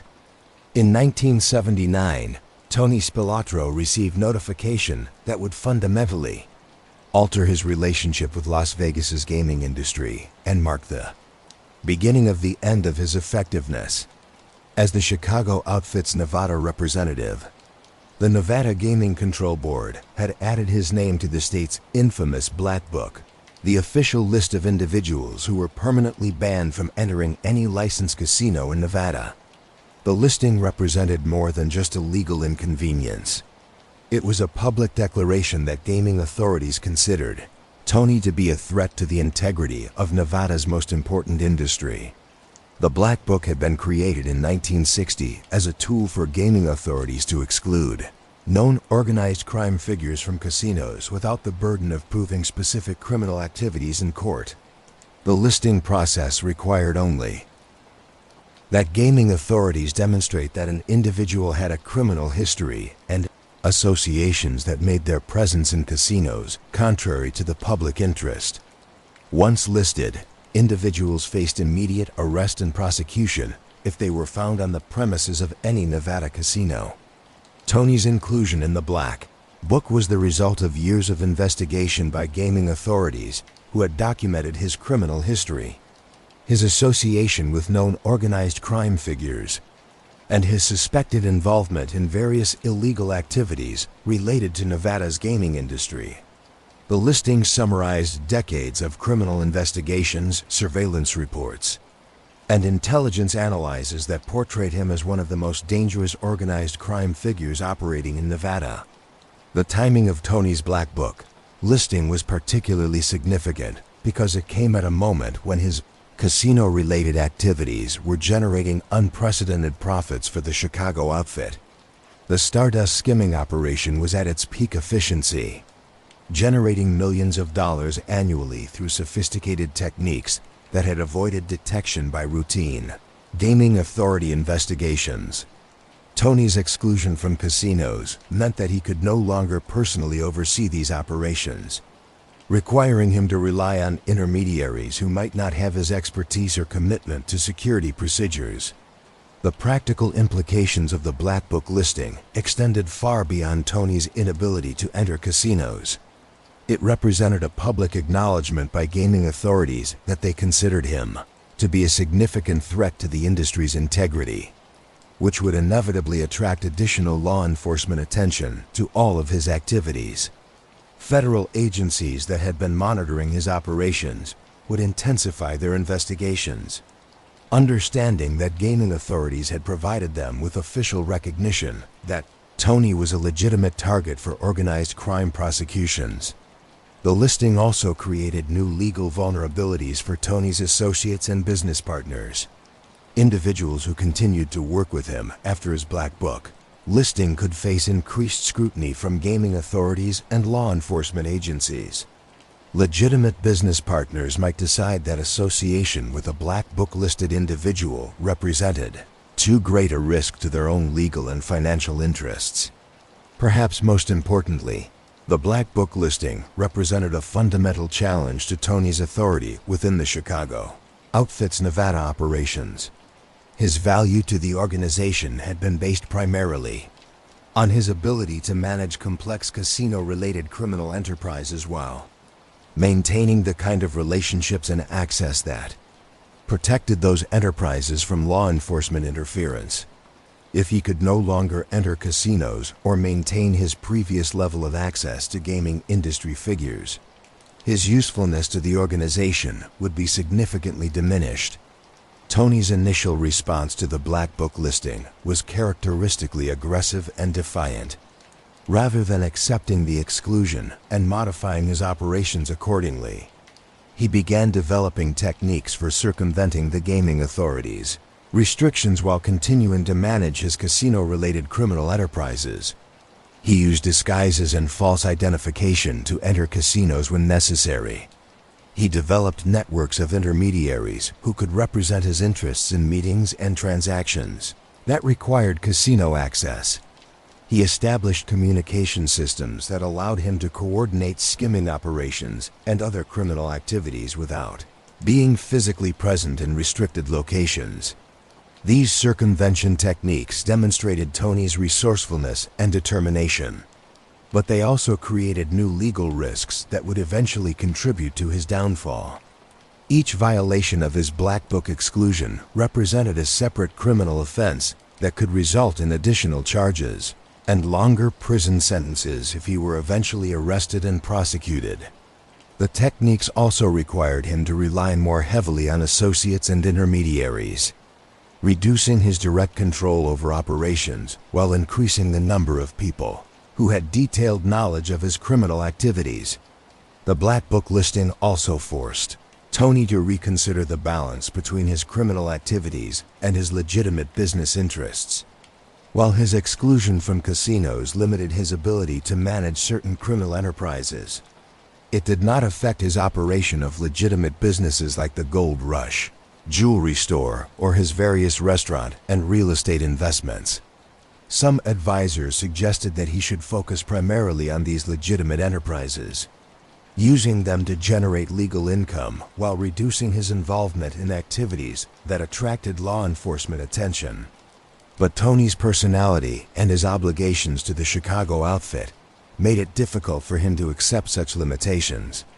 He had built his reputation and his power through his management of complex criminal enterprises, and he was reluctant to abandon those activities in favor of the more mundane but safer operation of legitimate businesses. More importantly, the Chicago outfit's expectations for his Nevada operations had not changed despite his Black Book listing, and he understood that failing to meet those expectations could have consequences far more serious than legal prosecution. The period following Tony's Black Book listing was marked by increasing tensions between his desire to maintain his previous level of criminal activity and the practical constraints imposed by gaming authorities and law enforcement agencies. He continued to oversee skimming operations and other criminal enterprises, but with decreased efficiency and increased exposure to law enforcement detection. He maintained his lifestyle and public presence, but with growing awareness that he was under constant surveillance and that his activities were being scrutinized by multiple law enforcement agencies. These tensions were exacerbated by changes in Las Vegas's gaming industry that were making traditional organized crime techniques less effective and more dangerous. Corporate ownership of casinos was increasing, bringing with it sophisticated security systems and accounting procedures that made skimming operations more difficult to execute and conceal. Federal law enforcement was developing new investigative techniques specifically designed to penetrate organized crime operations in regulated industries.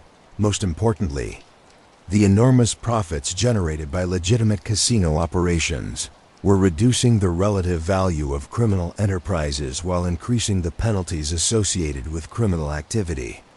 Tony's Black Book listing also coincided with growing tensions within his personal relationships that would eventually contribute to his downfall. His marriage to Nancy was being strained by the constant pressure of law enforcement attention and the limitations that his criminal reputation imposed on their social and business activities. His relationships with longtime associates were being complicated by their awareness that continued association with him represented increasing legal and financial risks. Most significantly, his relationship with Frank Rosenthal, the Chicago outfit's casino manager and his childhood friend, was deteriorating due to disagreements about operational strategy and personal conflicts that were affecting their ability to work together effectively. The breakdown of this crucial partnership would have profound implications for both Tony's effectiveness as the outfit's Nevada representative and his personal safety within the organization's hierarchy. The Black Book listing represented a turning point in Tony Spilotro's Las Vegas career, marking the beginning of a period when his legal problems would increasingly overshadow his criminal success, and when the techniques that had made him powerful would begin to create the conditions for his eventual destruction. While he would continue to generate profits for the Chicago outfit and maintain his position as one of Las Vegas's most influential organized crime figures, the restrictions and pressures created by his gaming exclusion would force him to operate under conditions that made mistakes more likely and recovery from those mistakes more difficult. By the late 1970s, Tony Spilotro's management style in Las Vegas had evolved from strategic intimidation to increasingly frequent and brutal violence.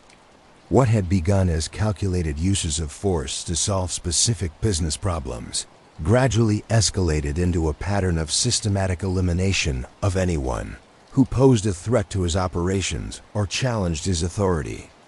This escalation would ultimately prove to be one of the key factors in his downfall, as the mounting body count attracted federal law enforcement attention that even his sophisticated protection networks could not deflect.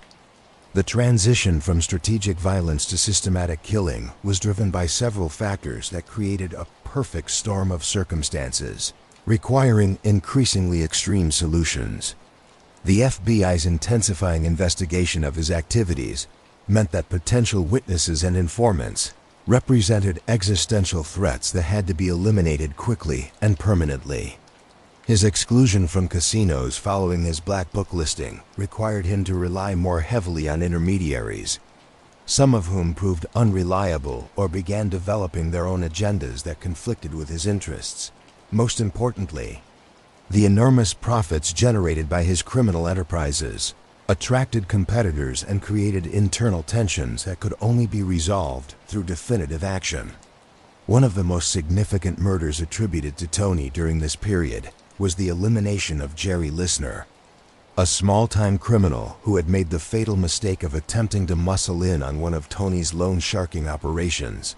Listener had been warned repeatedly to stay away from customers who were already under Tony's control, but he had ignored those warnings and continued to operate in territories that Tony considered his exclusive domain.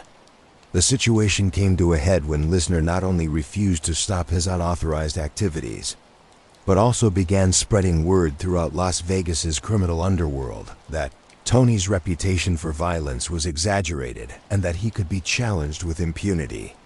Tony's response to Listener's defiance was swift and brutal.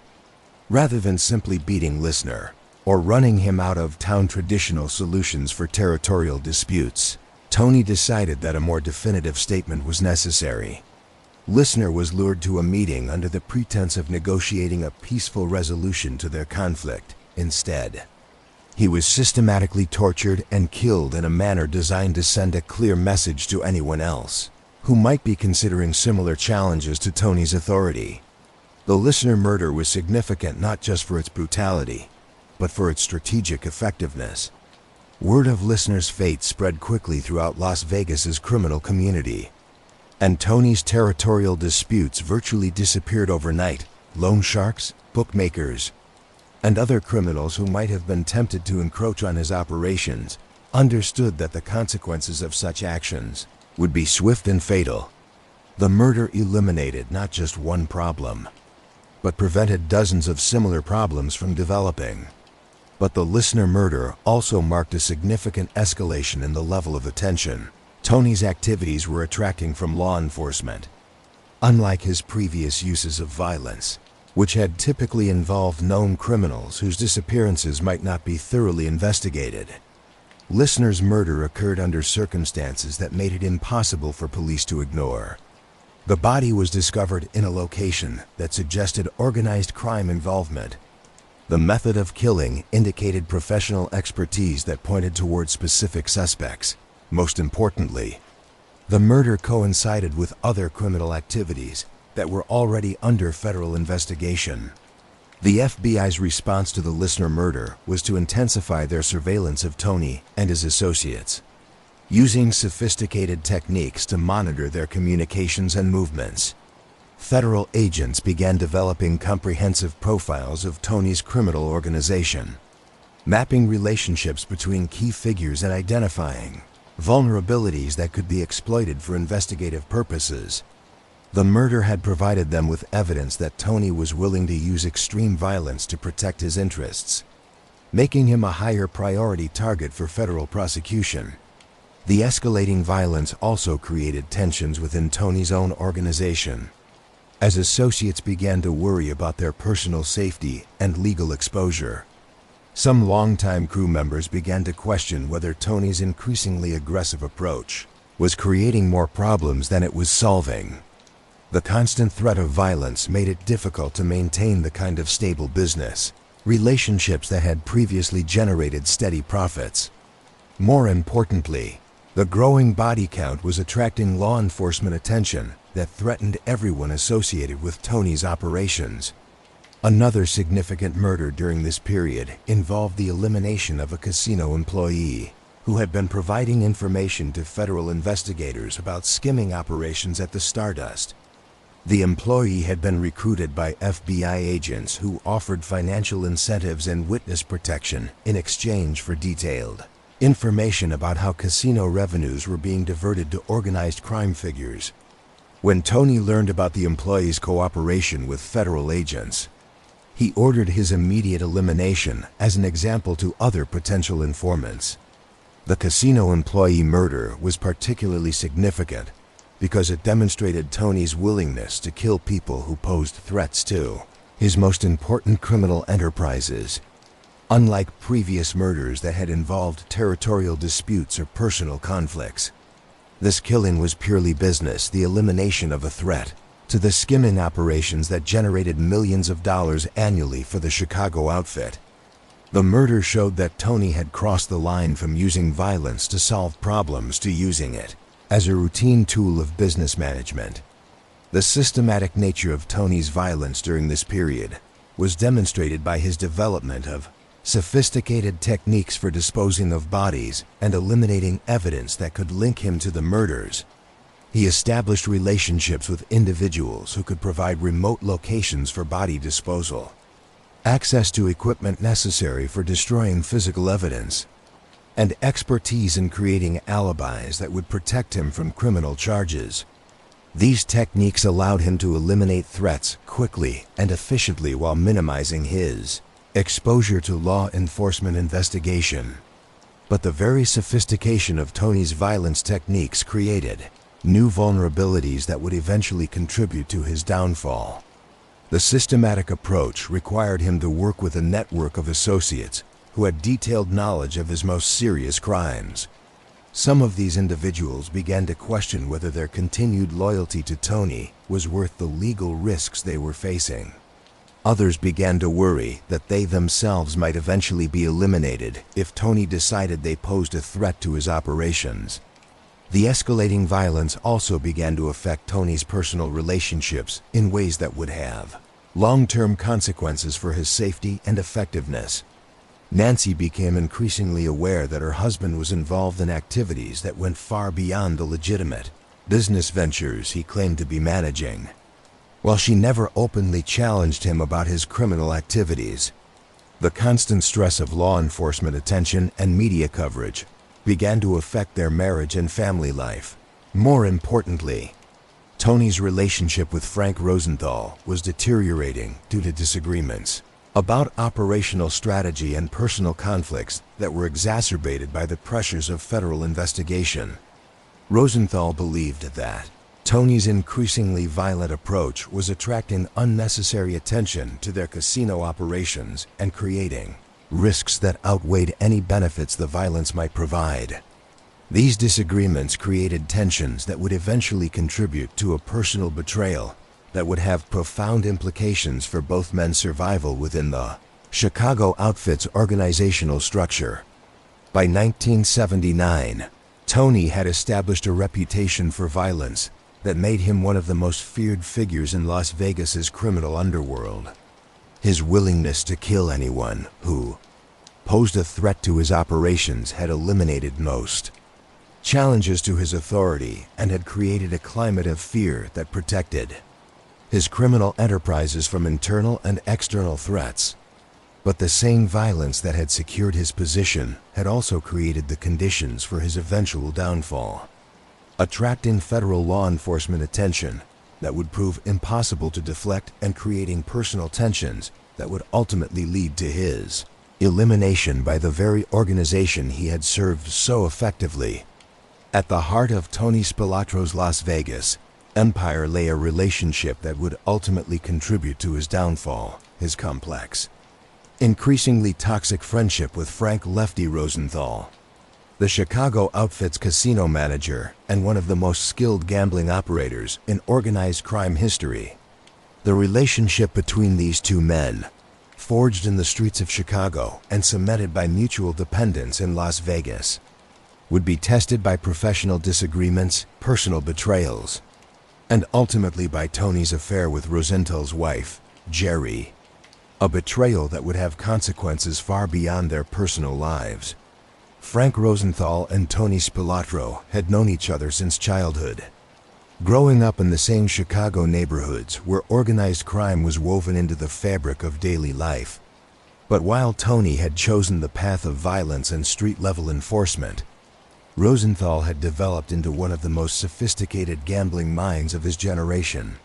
He possessed an almost supernatural ability to set odds, detect cheating, and maximize casino profits through techniques that combined mathematical precision with psychological insight into gamblers' behavior.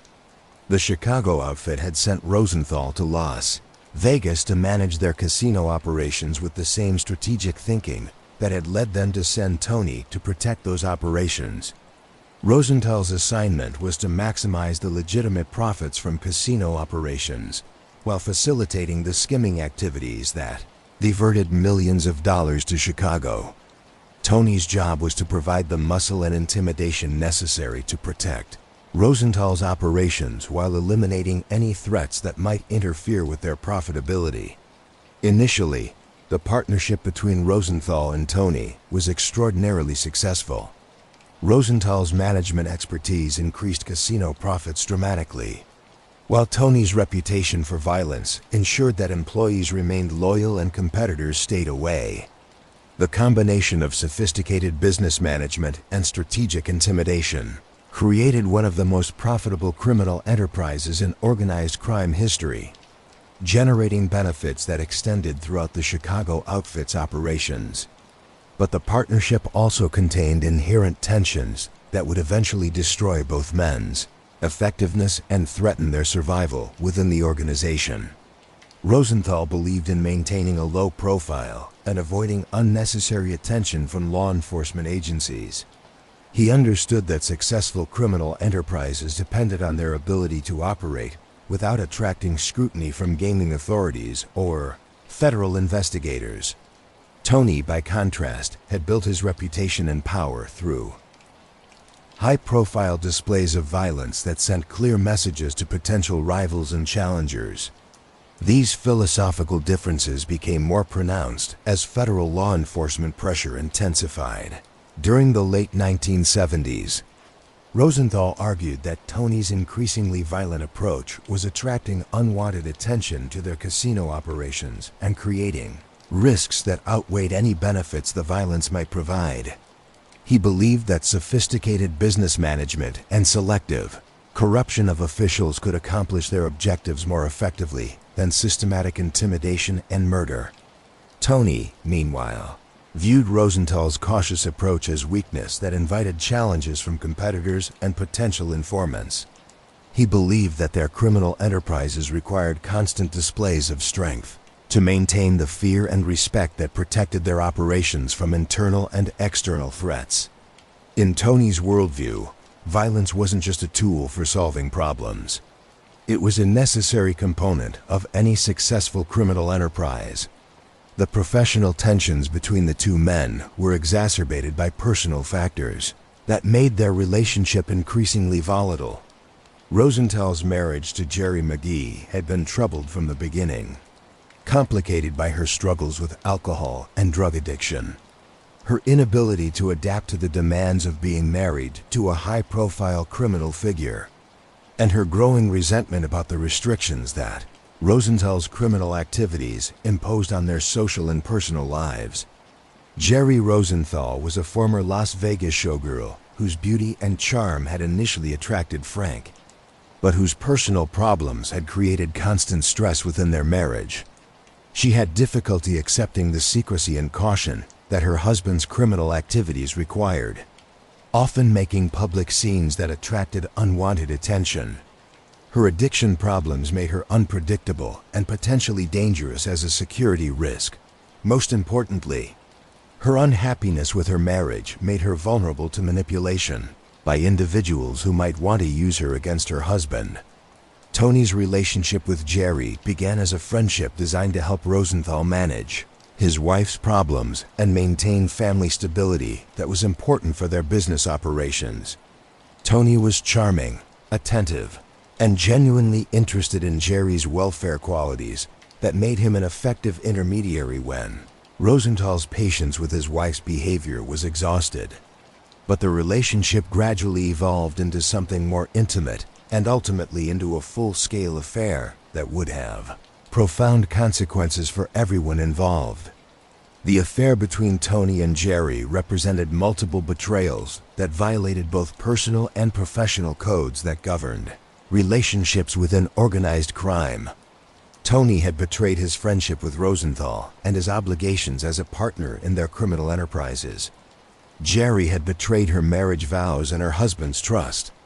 Most dangerously from an organizational perspective, both had created a personal conflict that threatened the effectiveness of the Chicago outfit's most profitable operations.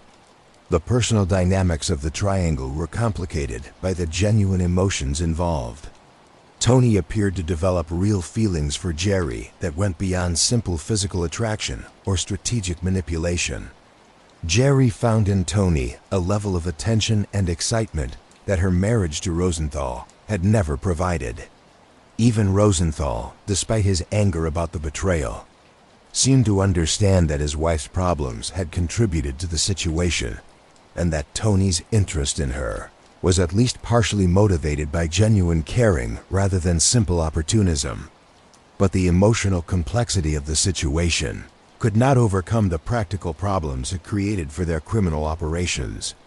The affair made it impossible for Tony and Rosenthal to work together effectively, creating communication problems and strategic disagreements that affected every aspect of their Las Vegas enterprises.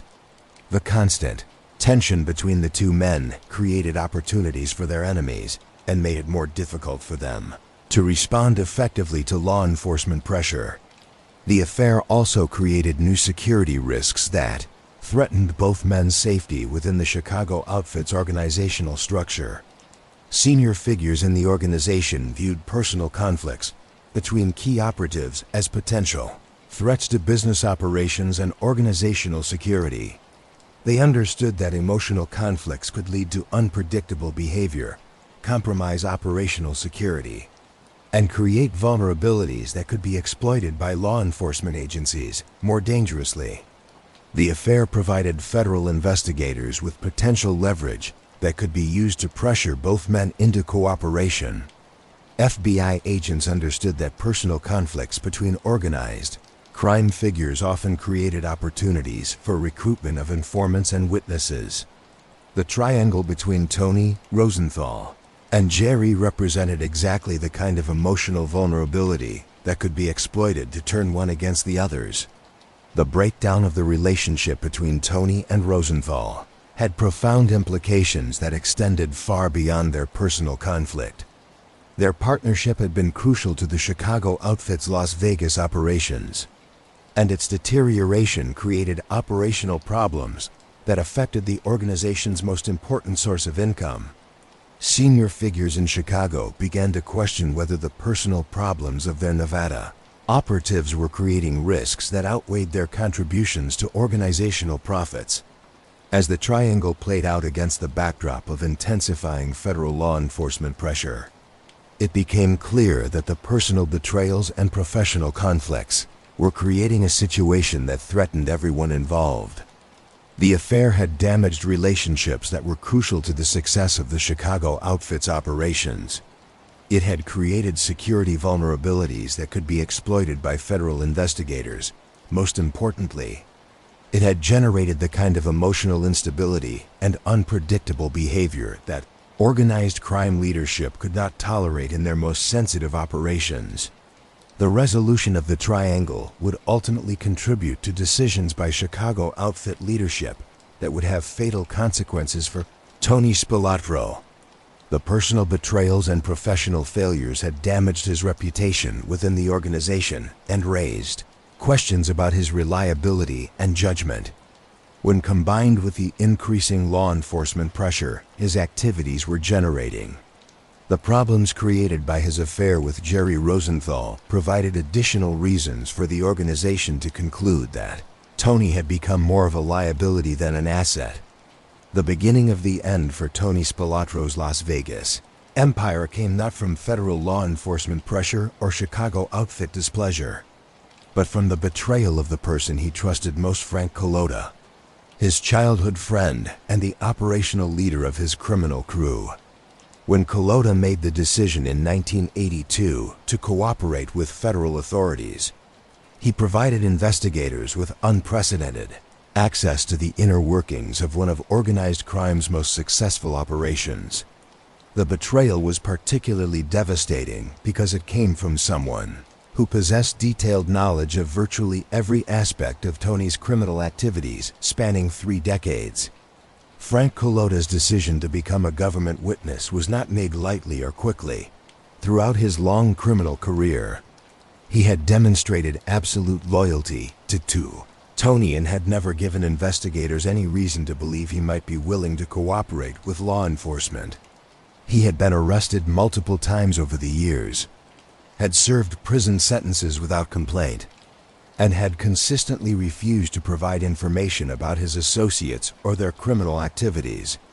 His reputation for reliability and discretion had made him one of Tony's most valuable assets and had earned him the trust of other organized crime figures throughout the country. But by 1982, Colota found himself facing legal pressures that made continued loyalty increasingly difficult to maintain. Federal investigators had developed substantial evidence linking him to multiple serious crimes, including murders, burglaries, and extortion activities that could result in life imprisonment if he were convicted. More importantly, he had begun to question whether Tony's increasingly reckless behavior was creating unnecessary risks for everyone associated with his operations. Colota's concerns about Tony's judgment had been growing for several years as he observed his friend's response to mounting law enforcement pressure and organizational tensions. Rather than adapting his operations to reduce visibility and risk, Tony had become more aggressive and confrontational. Rather than focusing on the most profitable and secure criminal enterprises, he had expanded into new areas that attracted additional law enforcement attention. Most troubling to Colota, Tony had begun making decisions that seemed to prioritize his personal ego and reputation over the safety and security of his crew members. The specific incident that pushed Colota toward cooperation with federal authorities involved a burglary operation that he believed had been planned recklessly and executed without proper security precautions. When the operation went wrong and crew members were arrested, Colota became convinced that Tony's judgment had been compromised by the pressures he was facing and that continued association with him represented an unacceptable risk to everyone involved. Federal investigators had been cultivating Colota as a potential informant for months before he finally agreed to cooperate. FBI agents understood that his detailed knowledge of Tony's operations made him potentially the most valuable witness they could develop in their investigation of Las Vegas organized crime activities. They offered him witness protection, reduced criminal charges, and financial support in exchange for his cooperation in their investigation of Tony and other organized crime figures. The negotiations between Colota and federal authorities were complex and lengthy, involving detailed discussions about the scope of his cooperation, the level of protection he would receive, and the specific information he would be expected to provide. Colota insisted on guarantees that his family would be protected from retaliation, and that his cooperation would not extend beyond his direct knowledge of criminal activities. Federal agents agreed to these conditions because they understood that Colota's testimony could provide them with the evidence necessary to prosecute not just Tony, but dozens of other organized crime figures throughout the country. When Colota finally began providing information to federal investigators, the scope and detail of his knowledge shocked even experienced agents who had been investigating organized crime for decades. He possessed intimate knowledge of specific murders, including details about methods, locations, and participants that had never been disclosed to law enforcement. He could describe sophisticated money laundering operations with precision that allowed investigators to trace financial transactions through complex networks of legitimate and criminal enterprises. Most importantly, he could provide testimony about Tony's role in various criminal activities that would be devastating in court. Culotta's cooperation provided federal investigators with more than just evidence about past crimes. It gave them real-time intelligence about ongoing criminal activities that allowed them to prevent some crimes and gather additional evidence about others. His information enabled agents to anticipate Tony's actions, monitor his communications, and position themselves to observe criminal activities as they occurred. This intelligence transformed the federal investigation from a reactive effort to prosecute past crimes into a proactive operation that could prevent future crimes while gathering evidence for prosecution. The betrayal was particularly devastating to Tony because it came from someone he had trusted completely and had considered to be family.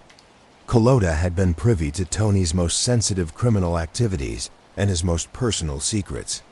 He had participated in planning sessions where Tony had discussed his relationships with Chicago outfit leadership, his conflicts with other organized crime figures, and his strategies for managing law enforcement pressure.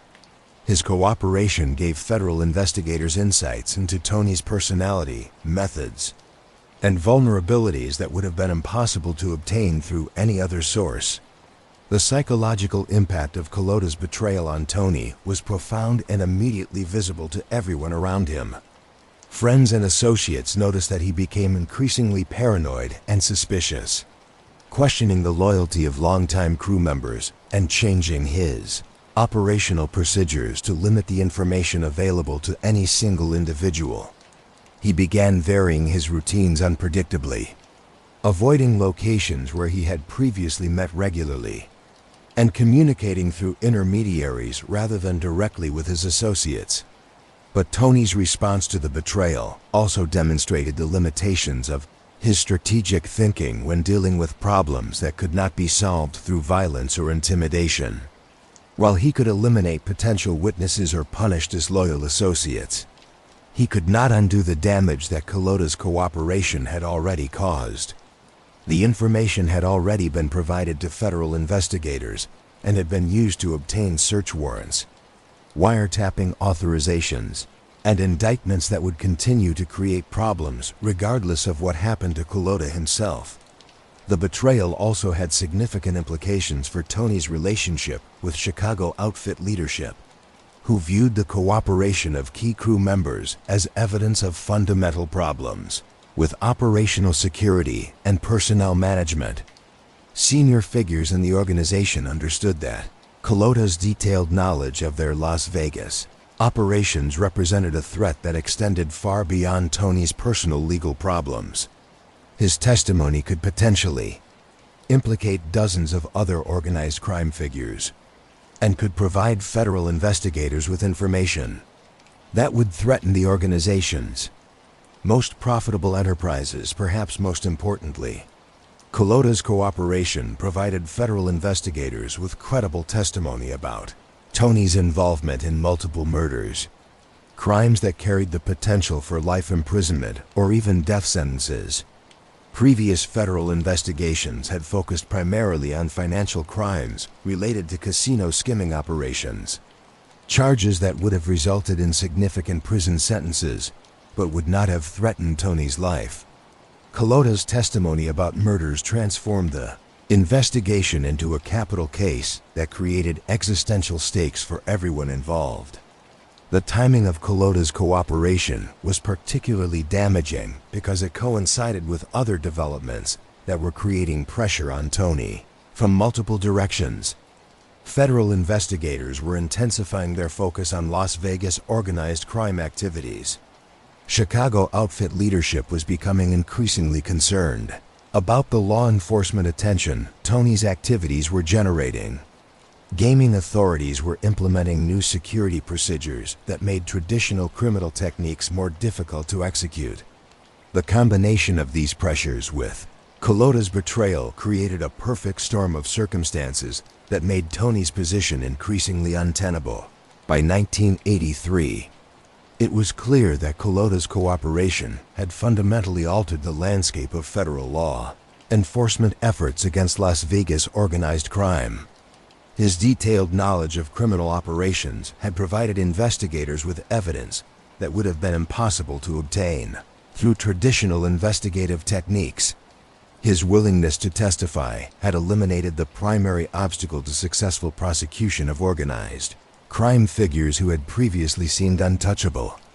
Most importantly, his betrayal had demonstrated to other potential witnesses that cooperation with federal authorities was both possible and potentially beneficial. The long-term implications of Culotta's betrayal extended far beyond its impact on Tony's criminal career. It represented a fundamental shift in the relationship between organized crime figures and law enforcement agencies, demonstrating that even the most loyal and trusted associates could be turned under sufficient pressure. The betrayal created a climate of suspicion and paranoia within organized crime organizations that made effective coordination more difficult and made all criminal enterprises more vulnerable to law enforcement infiltration. For Tony personally, Culotta's betrayal represented the end of an era when he could rely on personal loyalty and fear to maintain operational security. The cooperation of his most trusted associate had exposed the vulnerabilities inherent in his approach to criminal enterprise management and had created legal problems that could not be solved through traditional organized crime methods. The betrayal had transformed him from a hunter into prey, creating circumstances that would ultimately lead to his elimination by the very organization he had served so effectively for so many years. By 1983, the systematic efforts of federal law enforcement agencies to penetrate and prosecute organized crime operations in Las Vegas had evolved into one of the most comprehensive and sophisticated criminal investigations in American history. Operation Strawman, as it came to be known, represented the culmination of years of intelligence gathering, witness development, and financial analysis that focused specifically on the casino skimming operations that had generated hundreds of millions of dollars for crime families throughout the country. The investigation had its roots in the FBI's growing understanding that successful prosecution of organized crime required focusing on the financial networks that sustained criminal organizations, rather than simply pursuing individual criminals for specific violent crimes. Traditional law enforcement approaches had achieved limited success because they had failed to address the economic foundations that made organized crime profitable and sustainable. Operation Strawman was designed to attack those economic foundations by documenting and prosecuting the complex financial schemes that converted legitimate casino revenues into criminal profits. The scope of Operation Strawman was unprecedented in federal law enforcement history. The investigation ultimately encompassed multiple crime families operating in several states, involved surveillance of dozens of casinos and hundreds of individuals, and required coordination between federal, state, and local agencies that had previously worked independently. The investigation consumed thousands of agent hours, generated millions of documents, and cost taxpayers more than $50 million over its multi-year duration.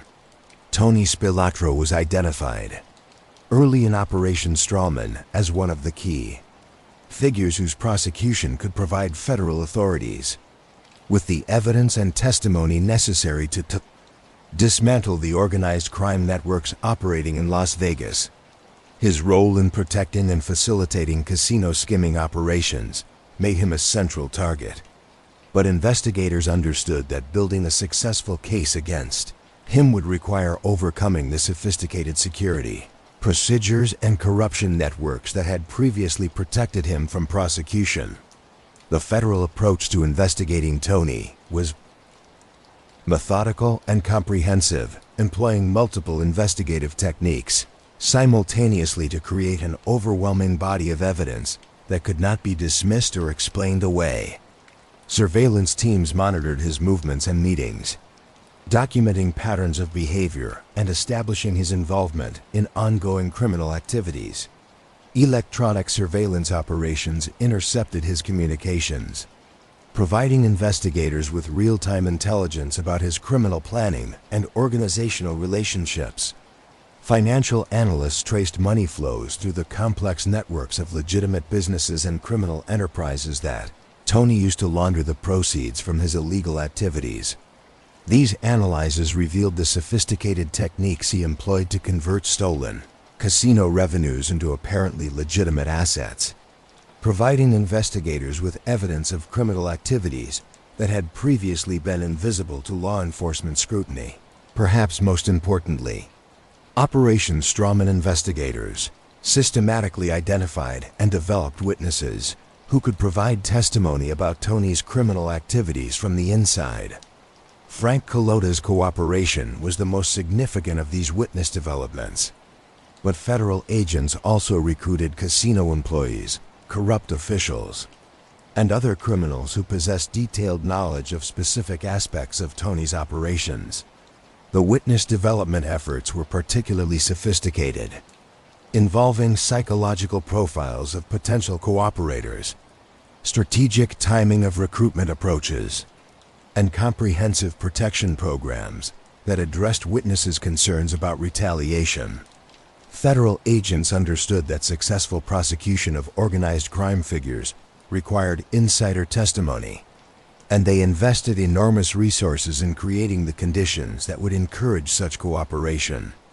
The evidence developed through Operation Strawman painted a detailed picture of Tony's criminal empire that revealed both its sophistication and its vulnerabilities. Investigators documented his involvement in murders, extortion, money laundering, casino skimming, and numerous other criminal activities spanning more than a decade. They identified the specific techniques he used to avoid detection, the relationships he relied upon for protection, and the organizational structures that sustained his various criminal enterprises.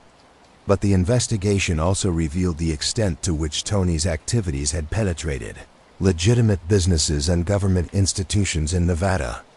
The corruption networks he had developed included officials in multiple levels of state and local government, employees throughout the gaming industry, and professionals in banking, legal, and other service industries. The breadth of this corruption made Operation Strawman as much an investigation of governmental and institutional failure as it was a criminal prosecution. The federal case against Tony was built around multiple criminal charges that addressed different aspects of his criminal activities, while creating overlapping sources of evidence that made his conviction virtually certain if the case went to trial. Racketeering charges addressed his leadership of ongoing criminal enterprises. Murder charges focused on specific violent crimes that carried the potential for life imprisonment or death sentences. Financial crimes charges targeted the money laundering operations that had converted millions of dollars in criminal proceeds into legitimate assets. The prosecution strategy was designed to present Tony with an impossible choice: either accept a plea agreement that would result in a lengthy prison sentence but would allow him to survive, or proceed to trial where conviction on the most serious charges would result in either life imprisonment or execution. Federal prosecutors understood that Tony's personality and criminal history made it unlikely that he would accept any plea agreement that admitted guilt or required cooperation against other organized crime figures. As the federal case developed, Tony found himself facing legal pressures that were fundamentally different from any he had previously encountered. Unlike earlier criminal charges that had focused on specific incidents or limited criminal activities, Operation Strawman addressed his entire criminal career and threatened to eliminate not just his freedom but his life. The comprehensive nature of the federal case made it impossible for him to rely on the legal strategies that had previously protected him from serious criminal charges. Federal prosecutors assigned to Operation Strawman were experienced in organized crime cases and understood the unique challenges involved in prosecuting sophisticated criminal organizations. They had studied previous cases that had failed due to witness intimidation, evidence tampering, or procedural errors, and they had designed their prosecution strategy to avoid those pitfalls. Their approach emphasized meticulous preparation, comprehensive documentation, and systematic elimination of potential defense arguments. The timing of the federal charges was strategically planned to maximize their impact on Tony's operations while minimizing his ability to respond effectively. Indictments were unsealed simultaneously across multiple jurisdictions, preventing him from fleeing to areas where he might have had protection from corrupt officials. Search warrants were executed at dozens of locations simultaneously, preventing him from destroying evidence or coordinating defensive responses with his associates. The psychological pressure created by Operation Strawman was as significant as its legal implications. Tony had built his reputation and his power through his ability to anticipate and respond to threats. But the federal investigation had been conducted with such sophistication that he had been largely unaware of its scope until the indictments were unsealed. The realization that federal agents had been monitoring his activities for years without his knowledge was profoundly disturbing to someone who had always relied on superior intelligence and strategic thinking to maintain his advantage over adversaries. More troubling was the recognition that the federal case had been built with evidence provided by individuals he had trusted completely. Frank Colodda's cooperation was devastating enough, but Operation Strawman revealed that other associates had also provided information to federal investigators, either voluntarily or under pressure. The discovery that his inner circle had been penetrated by law enforcement created a level of paranoia and suspicion that made it virtually impossible for him to operate effectively. The federal charges also created immediate practical problems that threatened Tony's ability to generate the income necessary to fund his legal defense. His exclusion from casinos had already limited his involvement in the most profitable aspects of his criminal enterprises, and the indictments made it impossible for him to operate the legitimate businesses that had provided him with legal sources of income. Assets that might have been used to pay legal expenses were subject to federal forfeiture proceedings, and potential sources of financial support were reluctant to associate with someone facing such serious charges. Perhaps most significantly, the federal charges created tensions with Chicago outfit leadership that threatened Tony's position within the organization and ultimately his personal safety. Senior figures in the outfit viewed the comprehensive nature of the federal case as evidence that Tony had failed in his primary responsibility of protecting the organization's interests from law enforcement interference. The fact that the investigation had been conducted for years without his knowledge suggested fundamental failures in his intelligence and security operations. The outfit's concerns were exacerbated by their understanding that federal prosecutors would likely offer Tony plea agreements that required cooperation against other organized crime figures in exchange for reduced sentences, even if Tony refused such offers. His trial would inevitably involve testimony and evidence that could damage other members of the organization and could provide federal investigators with intelligence that would threaten additional criminal enterprises.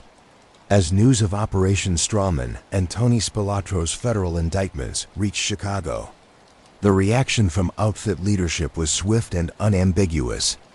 What had begun as concern about Tony's high profile and the law enforcement attention his activities were generating evolved into fundamental questions about his continued usefulness to the organization and his compliance with the strategic objectives that had guided outfit operations for decades.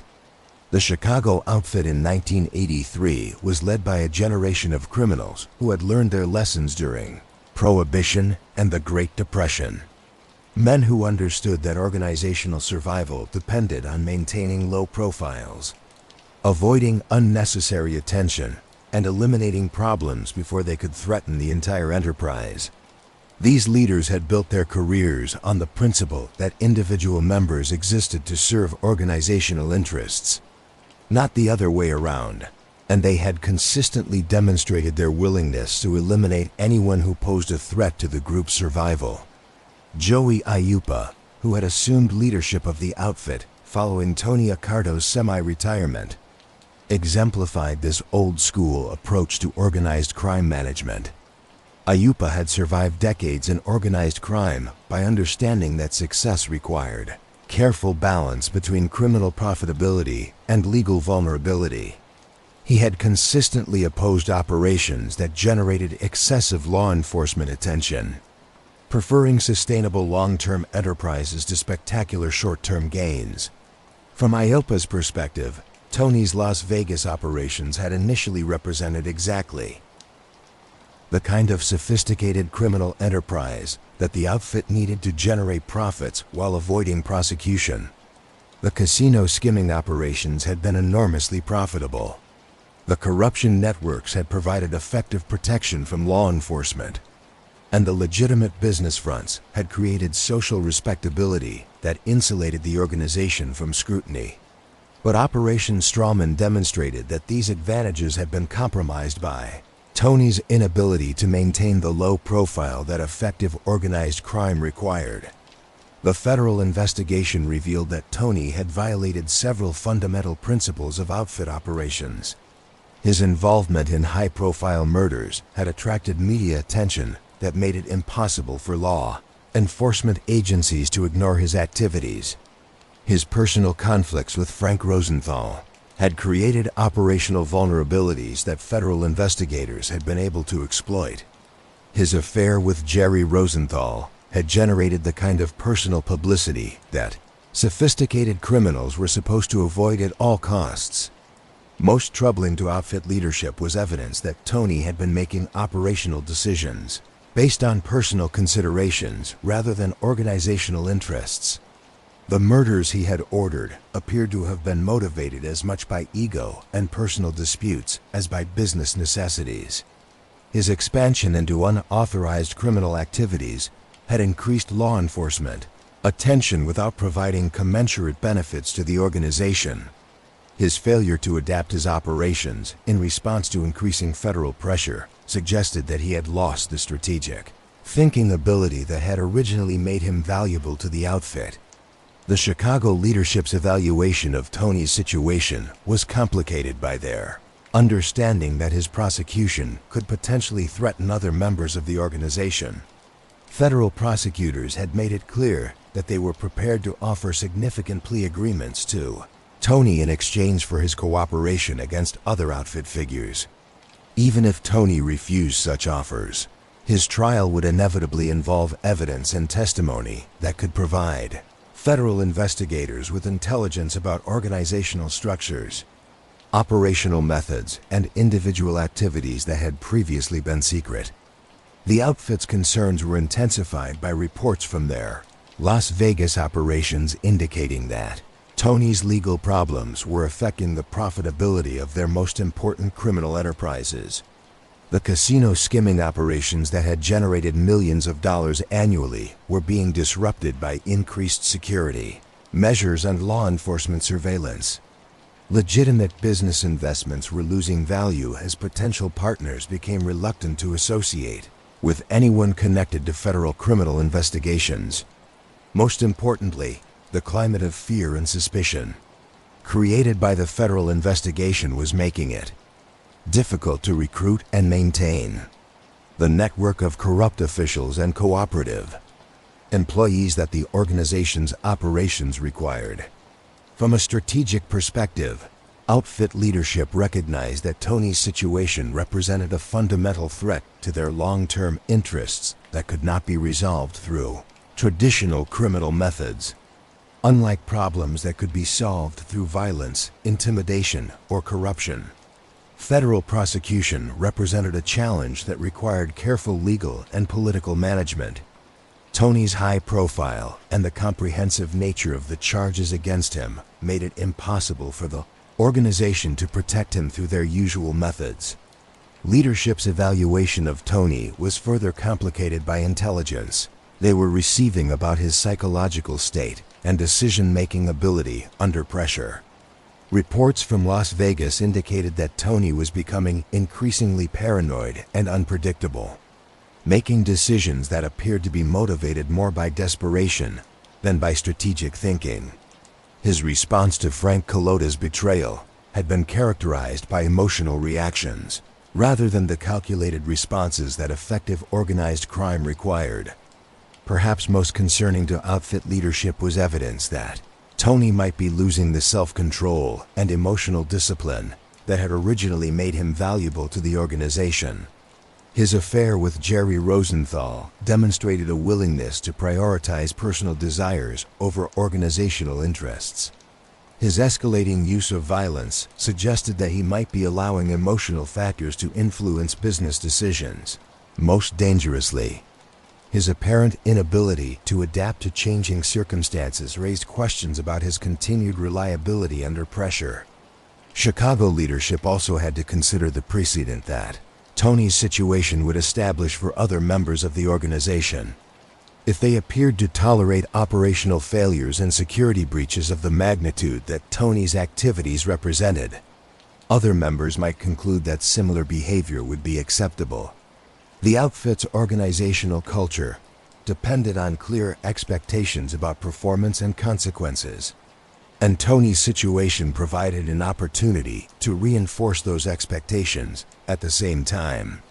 Outfit leadership understood that Tony possessed detailed knowledge of their Las Vegas operations that could be extremely damaging if he decided to cooperate with federal prosecutors.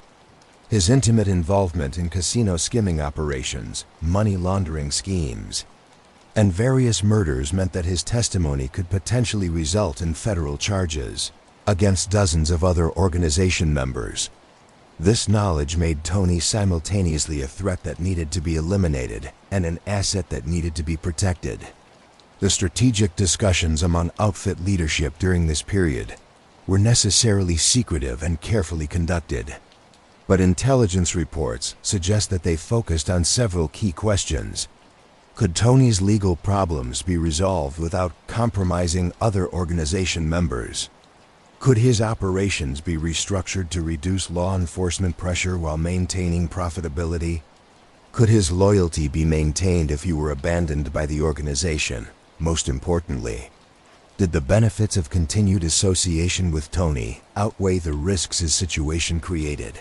By early 1984, it appears that outfit leadership had reached preliminary conclusions about Tony's situation that would ultimately prove fatal. Intelligence reports suggest that senior figures in the organization had decided that Tony's legal problems were too serious to be resolved through traditional methods, that his operational failures had compromised too many organizational interests to be overlooked, and that his continued association with the outfit represented an unacceptable risk to other members and enterprises. But the organization's response to Tony's situation would be complicated by practical considerations that made immediate action difficult or inadvisable. Tony retained significant personal loyalty among some organization members who viewed him as a valuable colleague, who deserved support during difficult circumstances. His detailed knowledge of organizational activities made his elimination potentially as dangerous as his continued association. Most importantly, any action against Tony would need to be carefully planned and executed to avoid creating additional law enforcement attention or organizational vulnerabilities. The period between 1984 and 1986 would be marked by careful planning and strategic positioning as outfit leadership prepared to resolve the problem that Tony Spilotro represented. The ultimate solution would require not just Tony's elimination, but also the elimination of anyone else whose knowledge could threaten organizational security. The decision would represent one of the most significant internal actions in outfit history, and its execution would require the kind of careful coordination and ruthless efficiency that had characterized the organization's most successful operations. As Tony Spilotro's legal problems intensified and his relationship with Chicago outfit leadership deteriorated, his decision to involve his younger brother, Michael, more deeply in his criminal operations would prove to be one of his most fateful mistakes. Michael Spilotro had previously maintained a relatively low profile within Tony's organization, focusing primarily on legitimate business activities, while providing occasional support for his brother's criminal enterprises. But as federal pressure mounted and trusted associates like Frank Colota defected, Tony increasingly relied on family members whose loyalty he could trust absolutely. Michael Spilotro was in many ways the opposite of his older brother. Where Tony was volatile and prone to violence, Michael was calm and analytical. Where Tony courted publicity and attention, Michael preferred to remain in the background.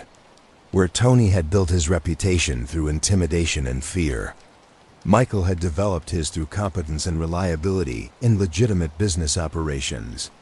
These differences had previously made Michael valuable to Tony's operations as someone who could manage the legitimate front businesses that provided cover for criminal activities. The Gold Rush Jewelry Store, which had been established as a partnership between the brothers, demonstrated Michael's business acumen and his ability to operate successfully in legitimate commercial environments. Under his management, the store had become genuinely profitable while serving its secondary functions as a money laundering operation and intelligence gathering center. Michael's reputation for honesty and professionalism in legitimate business circles had been valuable for developing relationships with customers and suppliers who might have been suspicious of more obvious criminal figures. But as Tony's situation became more desperate, he began asking Michael to participate in activities that went far beyond the management of legitimate front businesses. The betrayal of Frank Colota and other trusted associates had created operational gaps that needed to be filled by people whose loyalty was beyond question. Family members represented the only category of associates that Tony felt he could trust completely. And Michael's intelligence and business skills made him the logical choice to assume greater responsibilities within the organization. Michael's deeper involvement in his brother's criminal activities was gradual but ultimately comprehensive. He began by serving as a messenger and coordinator for activities that Tony could no longer manage, directly due to law enforcement surveillance. He progressed to managing financial transactions and business relationships that were too sensitive to be handled by less trusted associates. Eventually, he became involved in planning and executing criminal activities that put him at direct risk of serious criminal charges. The evolution of Michael's role within Tony's organization reflected both the pressures his brother was facing and the limitations of Tony's strategic thinking during this period. While Michael's loyalty was indeed absolute, his lack of experience with sophisticated criminal operations made him vulnerable to law enforcement detection and potentially dangerous in sensitive situations. His involvement in high-risk activities created new vulnerabilities for Tony's operations while potentially exposing Michael to criminal charges that could result in lengthy prison sentences. Perhaps most problematically, Michael's involvement in Tony's criminal activities created new pressures on Tony's decision-making that would ultimately contribute to his downfall.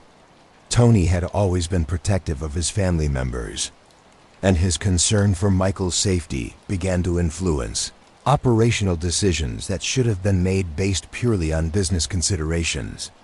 This emotional factor reduced the objectivity and strategic clarity that had previously characterized Tony's approach to criminal enterprise management. The Chicago outfit leadership's awareness of Michael's increasing involvement in Tony's operations created additional concerns about the security risks associated with the brothers' activities. Michael's lack of experience with law enforcement pressure and interrogation techniques made him potentially vulnerable to federal prosecution strategies designed to turn family members against each other.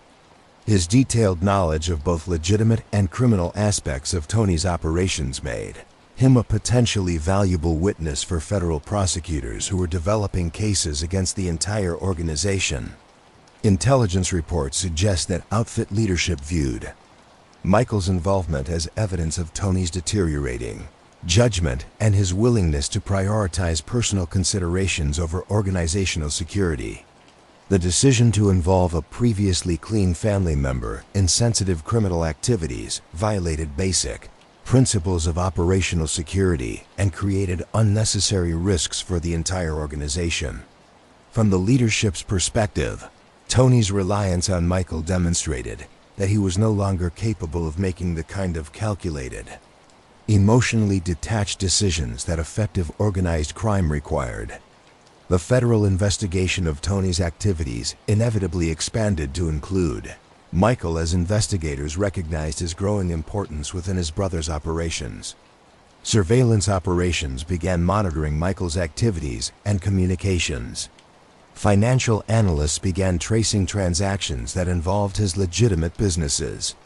And witness development efforts began focusing on individuals who had knowledge of Michael's criminal activities. The expansion of the investigation to include Michael created additional legal vulnerabilities for both brothers while providing federal prosecutors with additional leverage that could be used to pressure either one into cooperation. Michael's involvement also created operational problems that affected the efficiency and security of Tony's remaining criminal enterprises.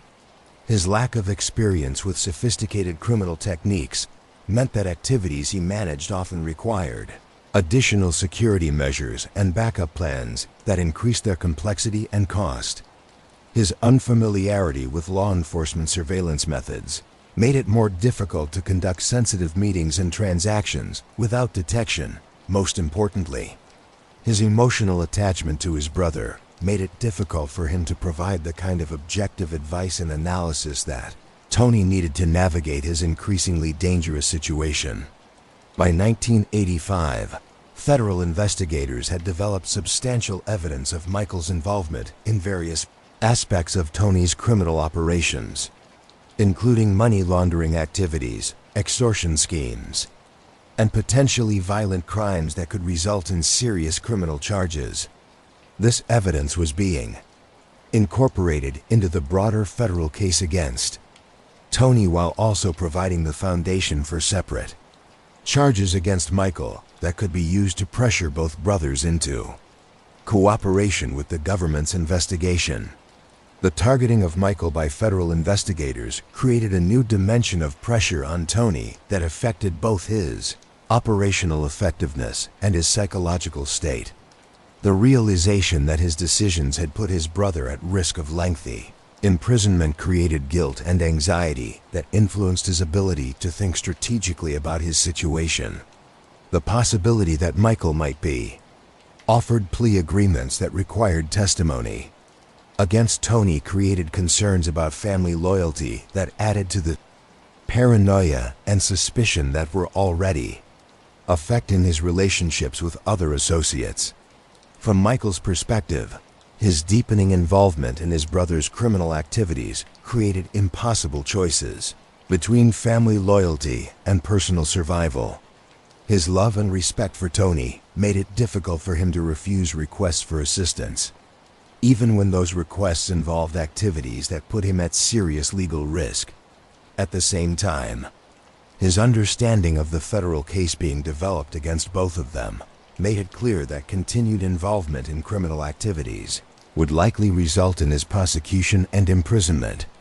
The psychological pressure on Michael was intensified by his awareness that his brother's situation was becoming increasingly desperate and that Tony's decisions were being influenced by emotional factors rather than strategic considerations. Michael could see that Tony's response to mounting pressures was becoming more erratic and potentially self-destructive. But his position within the organization and his family relationship made it difficult for him to challenge his brother's judgment or suggest alternative approaches. As 1986 began, both brothers found themselves in an increasingly precarious situation that offered few viable solutions. Tony's legal problems had become too serious to be resolved through traditional criminal methods, while his deteriorating relationship with Chicago outfit leadership suggested that organizational support was unlikely to be forthcoming. Michael's involvement in criminal activities had made him a target for federal prosecution, while creating additional emotional pressures that affected Tony's decision-making ability. The Chicago outfit leadership's evaluation of the brothers' situation during this period appears to have concluded that both represented unacceptable security risks that needed to be eliminated. Intelligence reports suggest that senior figures in the organization had decided that Tony's operational failures and security breaches were too serious to be overlooked, while Michael's detailed knowledge of those activities made him equally dangerous as a potential witness. The decision to eliminate both brothers would represent a dramatic escalation in the organization's response to internal security threats, but it would also demonstrate their commitment to protecting organizational interests regardless of personal relationships or family considerations. The final phase of the brothers' lives would be characterized by increasing isolation from the Chicago outfit organization, growing awareness that their situation was becoming untenable, and ultimately by their tragic miscalculation of the intentions of the very organization they had served so faithfully. Their story would serve as a cautionary tale about the dangers of allowing personal relationships to influence professional decisions in organized crime, and about the ultimate futility of trying to maintain loyalty to an organization that viewed individual members as expendable assets rather than valued colleagues. On the morning of June 14, 1986, Tony Spilotro received a telephone call that would seal his fate and that of his brother Michael. The call came from Chicago, from a voice he recognized and trusted. Someone within the outfit hierarchy who had been part of his life since his earliest days in organized crime. The message was simple and, on the surface, incredibly good news. Tony and Michael were being called back to Chicago to be made formally inducted into the upper echelons of the Chicago outfit, with all the respect, protection, and earning potential that such status would provide for Tony. This call represented the validation he had been seeking throughout his criminal career. Despite his decades of loyal service, his successful management of the outfit's Las Vegas operations, and his generation of millions of dollars in profits for the organization, he had never been formally inducted into the highest levels of the criminal hierarchy. The opportunity to be made meant recognition of his contributions, protection from rivals within and outside the organization, and most importantly, assurance that the Chicago leadership continued to value his services despite his recent legal troubles. The timing of the call seemed perfect. Tony's federal legal problems were mounting. His relationship with former associates had been damaged by a series of betrayals and investigations, and his ability to operate effectively in Las Vegas was being increasingly constrained by law enforcement attention. A formal promotion within the outfit would provide him with the status and resources necessary to weather these challenges while potentially opening new opportunities for criminal enterprise in different locations or different industries. Michael's inclusion in the invitation was particularly gratifying to Tony, because it represented recognition of his brother's contributions to their operations and acknowledgement of the family's overall value to the organization. Michael had proven himself capable and loyal through his management of legitimate business operations and his recent involvement in more sensitive criminal activities. His formal induction into the outfit would provide him with protection and opportunities that would secure his future, even if Tony's legal problems prevented him from continuing his criminal career. The logistics of the meeting were presented in terms that seemed both reasonable and respectful. Tony and Michael were asked to come to Chicago for a ceremony that would be held in a private location where security could be maintained and where the traditional rituals of outfit induction could be conducted properly.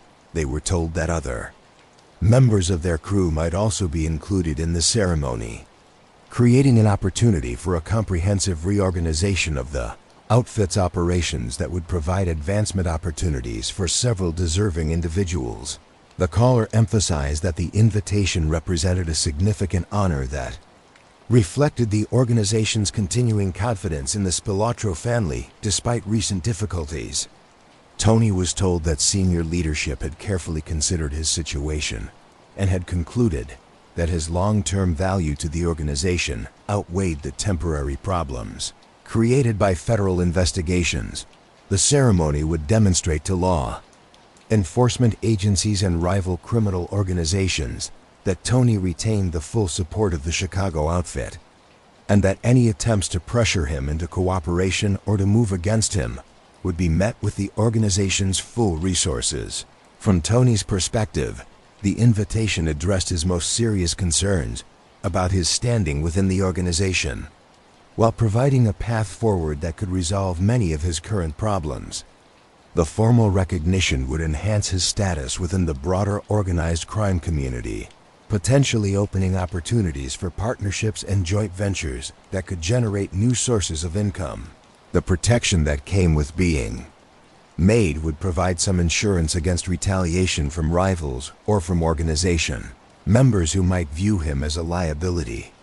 Tony's decision to accept the invitation was influenced by several factors beyond the obvious appeal of formal recognition within the organization. His legal situation in Las Vegas had become increasingly untenable, with federal prosecutors preparing cases that could result in lengthy prison sentences or worse.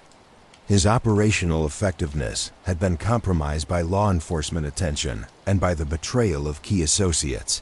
The opportunity to relocate his base of operations to Chicago, where he had extensive personal relationships and historical knowledge of criminal opportunities, represented a potentially attractive alternative to the challenges he was facing in Nevada. Michael's enthusiasm for the opportunity was perhaps even greater than his brother's, because formal induction into the outfit would represent the culmination of a transformation from legitimate businessman to recognized criminal figure. Despite his previous focus on lawful enterprises, Michael had developed genuine respect for the traditions and culture of organized crime through his association with his brother's operations. The opportunity to be formally recognized as a member of one of America's most successful criminal organizations represented both personal validation and professional advancement. The brothers' preparations for their trip to Chicago were characterized by a mixture of excitement and caution that reflected both the significance of the opportunity and their awareness of the dangerous environment in which they operated. Tony made arrangements for the management of his Las Vegas operations during his absence, delegating responsibilities to trusted associates while ensuring that critical activities could continue without his direct oversight. Michael organized the affairs of their legitimate businesses, ensuring that their absence would not create problems for employees or customers who depended on their services. But both brothers also took precautions that reflected their understanding of the risks inherent in their criminal lifestyle. They made arrangements for their family's financial security in case their trip to Chicago was extended unexpectedly. They organized their legal affairs to ensure that pending cases could be managed in their absence. Most importantly, they established communication protocols that would allow their associates to reach them if urgent situations developed while they were away from Las Vegas. The journey to Chicago on June 14, 1986, was marked by a sense of anticipation and optimism that both brothers would later realize was tragically misplaced. They traveled together, discussing their expectations for the ceremony and their plans for the future roles they expected to assume within the organization. Tony shared his knowledge of Chicago operations with Michael, preparing him for the expanded responsibilities he would likely receive following his formal induction. During the flight, Tony reflected on the path that had brought him from the streets of Chicago to the heights of Las Vegas, power, and now back to his hometown for what he believed would be the culmination of his criminal career. He had survived decades in one of America's most dangerous professions, had generated enormous profits for the organization he served, and had built a reputation for effectiveness and loyalty that had earned him respect throughout the organized crime community. The formal recognition he was about to receive seemed like appropriate acknowledgement of those achievements. Michael, meanwhile, contemplated the transformation his life was about to undergo, his gradual evolution from legitimate businessman to criminal figure had been both exhilarating and frightening, providing him with experiences and opportunities that would have been impossible in conventional careers. The formal induction ceremony would mark his complete commitment to the criminal lifestyle, and his acceptance of all the risks and responsibilities that such commitment entailed. Neither brother suspected that their journey to Chicago was actually a carefully orchestrated deception designed to brothers suspected that their journey to Chicago was actually a carefully orchestrated deception designed to lure them into a situation where they could be eliminated without creating the security risks that their murders in Las Vegas might have generated. The Chicago outfit leadership had decided that both brothers represented unacceptable threats to organizational security, but they had also recognized that eliminating them would require careful planning to avoid creating additional law enforcement attention or organizational vulnerabilities. The invitation to be made was a classic organized crime deception. It exploited the victim's ambitions and loyalties to manipulate them into a vulnerable position by appealing to their desire for recognition and their commitment to the organization.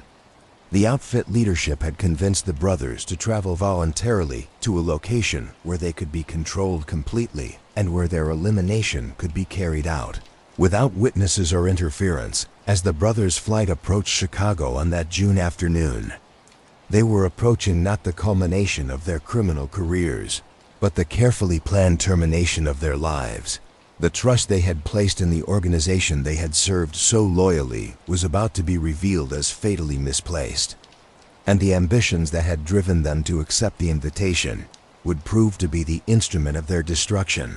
The location chosen for what Tony and Michael Spilotro believed would be their induction ceremony was a nondescript ranch house in Bensenville, Illinois, a blue-collar suburb northwest of Chicago that would seem an unlikely setting for one of organized crime's most significant internal executions. The house, owned by a trusted outfit associate, had been selected precisely because of its ordinary appearance and its isolation from the kind of sophisticated surveillance that federal law enforcement agencies were increasingly using to monitor organized crime activities in more obvious locations. The basement of the Bensenville house had been carefully prepared for the brothers' arrival, though not in the way they expected. What Tony and Michael anticipated would be a ceremonial space arranged for formal induction rituals had instead been configured as an execution chamber designed to facilitate their murders while minimizing evidence that could later be used in law enforcement investigations. The preparation demonstrated the outfit leadership's commitment to eliminating the brothers while protecting the organization from legal consequences that might result from their deaths. When Tony and Michael arrived at the house on the evening of June 14th, 1986, they were greeted by familiar faces, outfit members they had known for years and trusted completely. The presence of these longtime associates reinforced their belief that they were participating in a legitimate organizational ceremony rather than walking into a trap.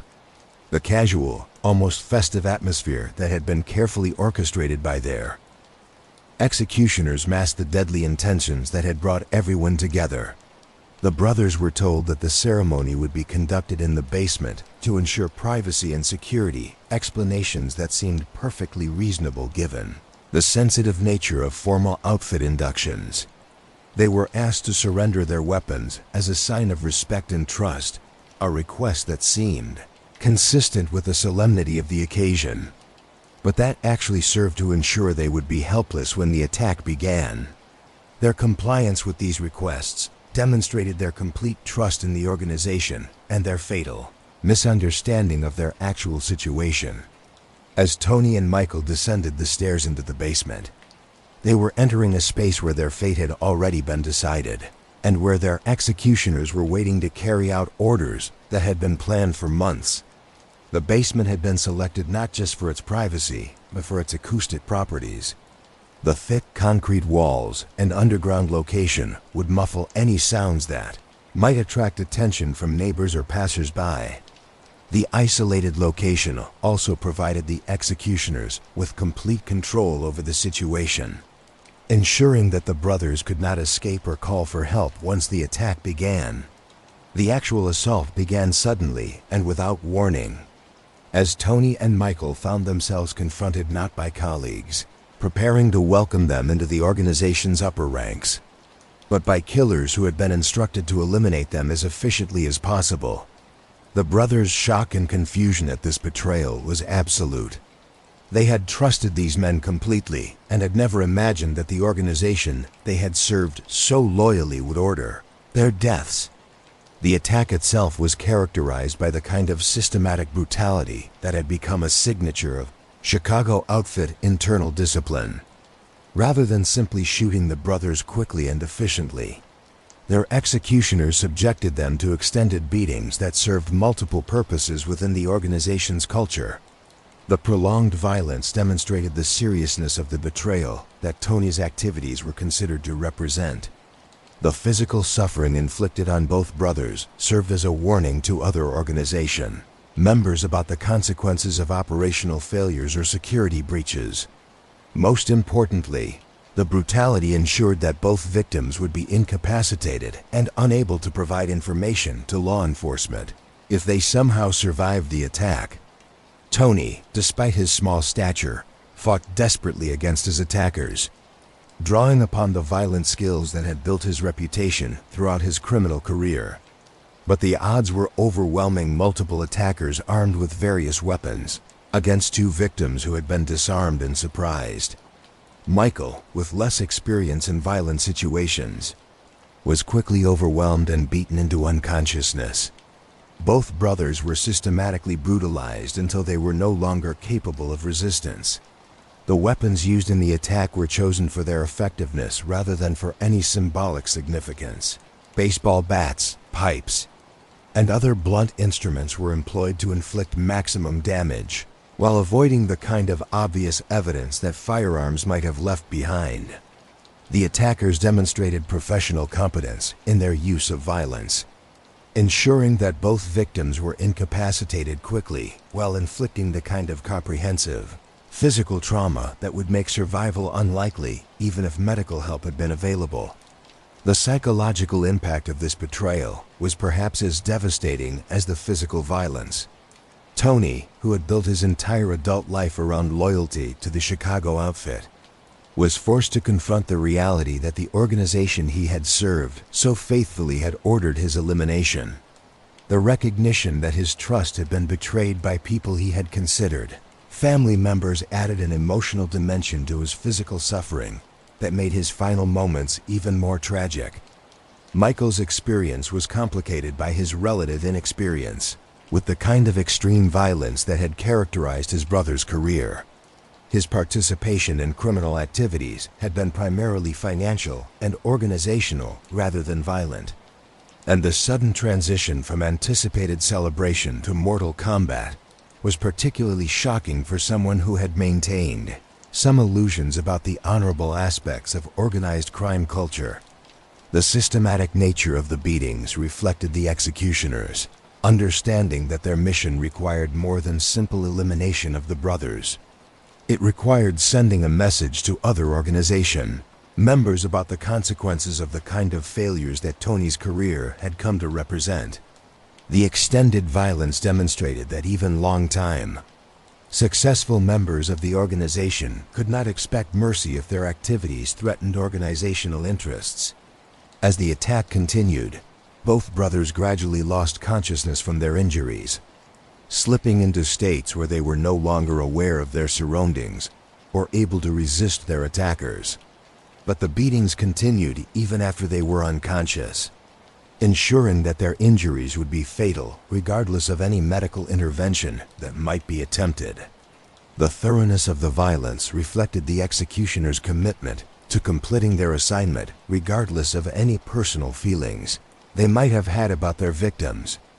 The basement in Bensonville became the final stage for the lives of two men who had achieved remarkable success within organized crime, but who had ultimately fallen victim to the same violence that had built their reputations and generated their wealth. The location chosen for their deaths was deliberately mundane and anonymous, reflecting the organization's desire to minimize attention and avoid creating any kind of martyrdom or legend around their elimination. When the violence finally ended, Tony and Michael Spilotro lay unconscious and dying on the basement floor, their bodies bearing the evidence of systematic brutality that would shock even experienced law enforcement officials when it was eventually discovered. But their ordeal was not yet over. The organization's plan called for their burial while they were still alive, ensuring that even if they somehow survived the beating, they would not survive to provide testimony about their attackers or their organization's decision to eliminate them. The most horrifying aspect of Tony and Michael Spilotro's murder was revealed only later when coroners examined their bodies and discovered evidence that both brothers had still been alive when they were buried in the Indiana cornfield. The revelation that they had been conscious during at least part of their burial transformed their deaths from a brutal but straightforward execution into one of the most sadistic murders in organized crime history, demonstrating a level of calculated cruelty that shocked even investigators familiar with the violence that characterized mob discipline. After the systematic beating in the Bensonville basement had left both brothers unconscious and severely injured, their executioners faced the problem of disposing of the bodies in a way that would minimize the risk of discovery and eliminate any evidence that could link the murders to the Chicago outfit. The solution they chose reflected both careful planning and a complete lack of human compassion. The brothers would be transported to a remote location and buried in a way that would ensure their deaths, even if they somehow survived their injuries. The decision to bury the brothers alive rather than simply killing them outright appears to have been motivated by several factors that reflected the organization's strategic thinking about the murders. Living victims who were buried would die from suffocation rather than from obvious trauma, potentially making it more difficult for investigators to determine the exact cause of death or to identify the specific methods used by their killers. The burial would also eliminate any possibility that the brothers might survive to provide testimony about their attackers or the organization's decision to eliminate them. More cynically, the choice to bury them alive may have been intended to maximize their suffering as punishment for what the organization considered to be serious betrayals of trust and competence. The extended agony of suffocation would serve as the ultimate expression of the organization's displeasure while demonstrating to other members the consequences of the kind of failures that Tony's career had come to represent. The transportation of the unconscious brothers from the Bensonville house to their burial site in Newton County, Indiana, required careful coordination and planning that demonstrated the sophistication of the outfit's execution capabilities. The bodies were concealed in a vehicle that could travel the interstate highway system without attracting attention, and the route was chosen to avoid law enforcement checkpoints or other obstacles that might have led to discovery of the victims before they could be buried. The burial site itself had been selected with equal care. The cornfield in Newton County was remote enough to minimize the risk of discovery, but accessible enough to allow the executioners to complete their work quickly and efficiently. The agricultural nature of the area meant that disturbed soil would not appear suspicious, and the timing of the burial during the growing season ensured that crops would soon conceal any evidence of the grave. The actual burial process was carried out with mechanical efficiency that reflected the executioner's professional approach to their assignment. A grave approximately 5 feet deep was excavated deep enough to prevent casual discovery, but shallow enough to be dug quickly with hand tools. The unconscious brothers were placed in the grave, their bodies positioned to minimize the space required, while ensuring that the burial would be effective regardless of their physical condition. What the coroners would later determine was that both Tony and Michael were still breathing when soil began to fill the grave around them. The beating they had received had been severe enough to render them unconscious and to cause injuries that would eventually prove fatal.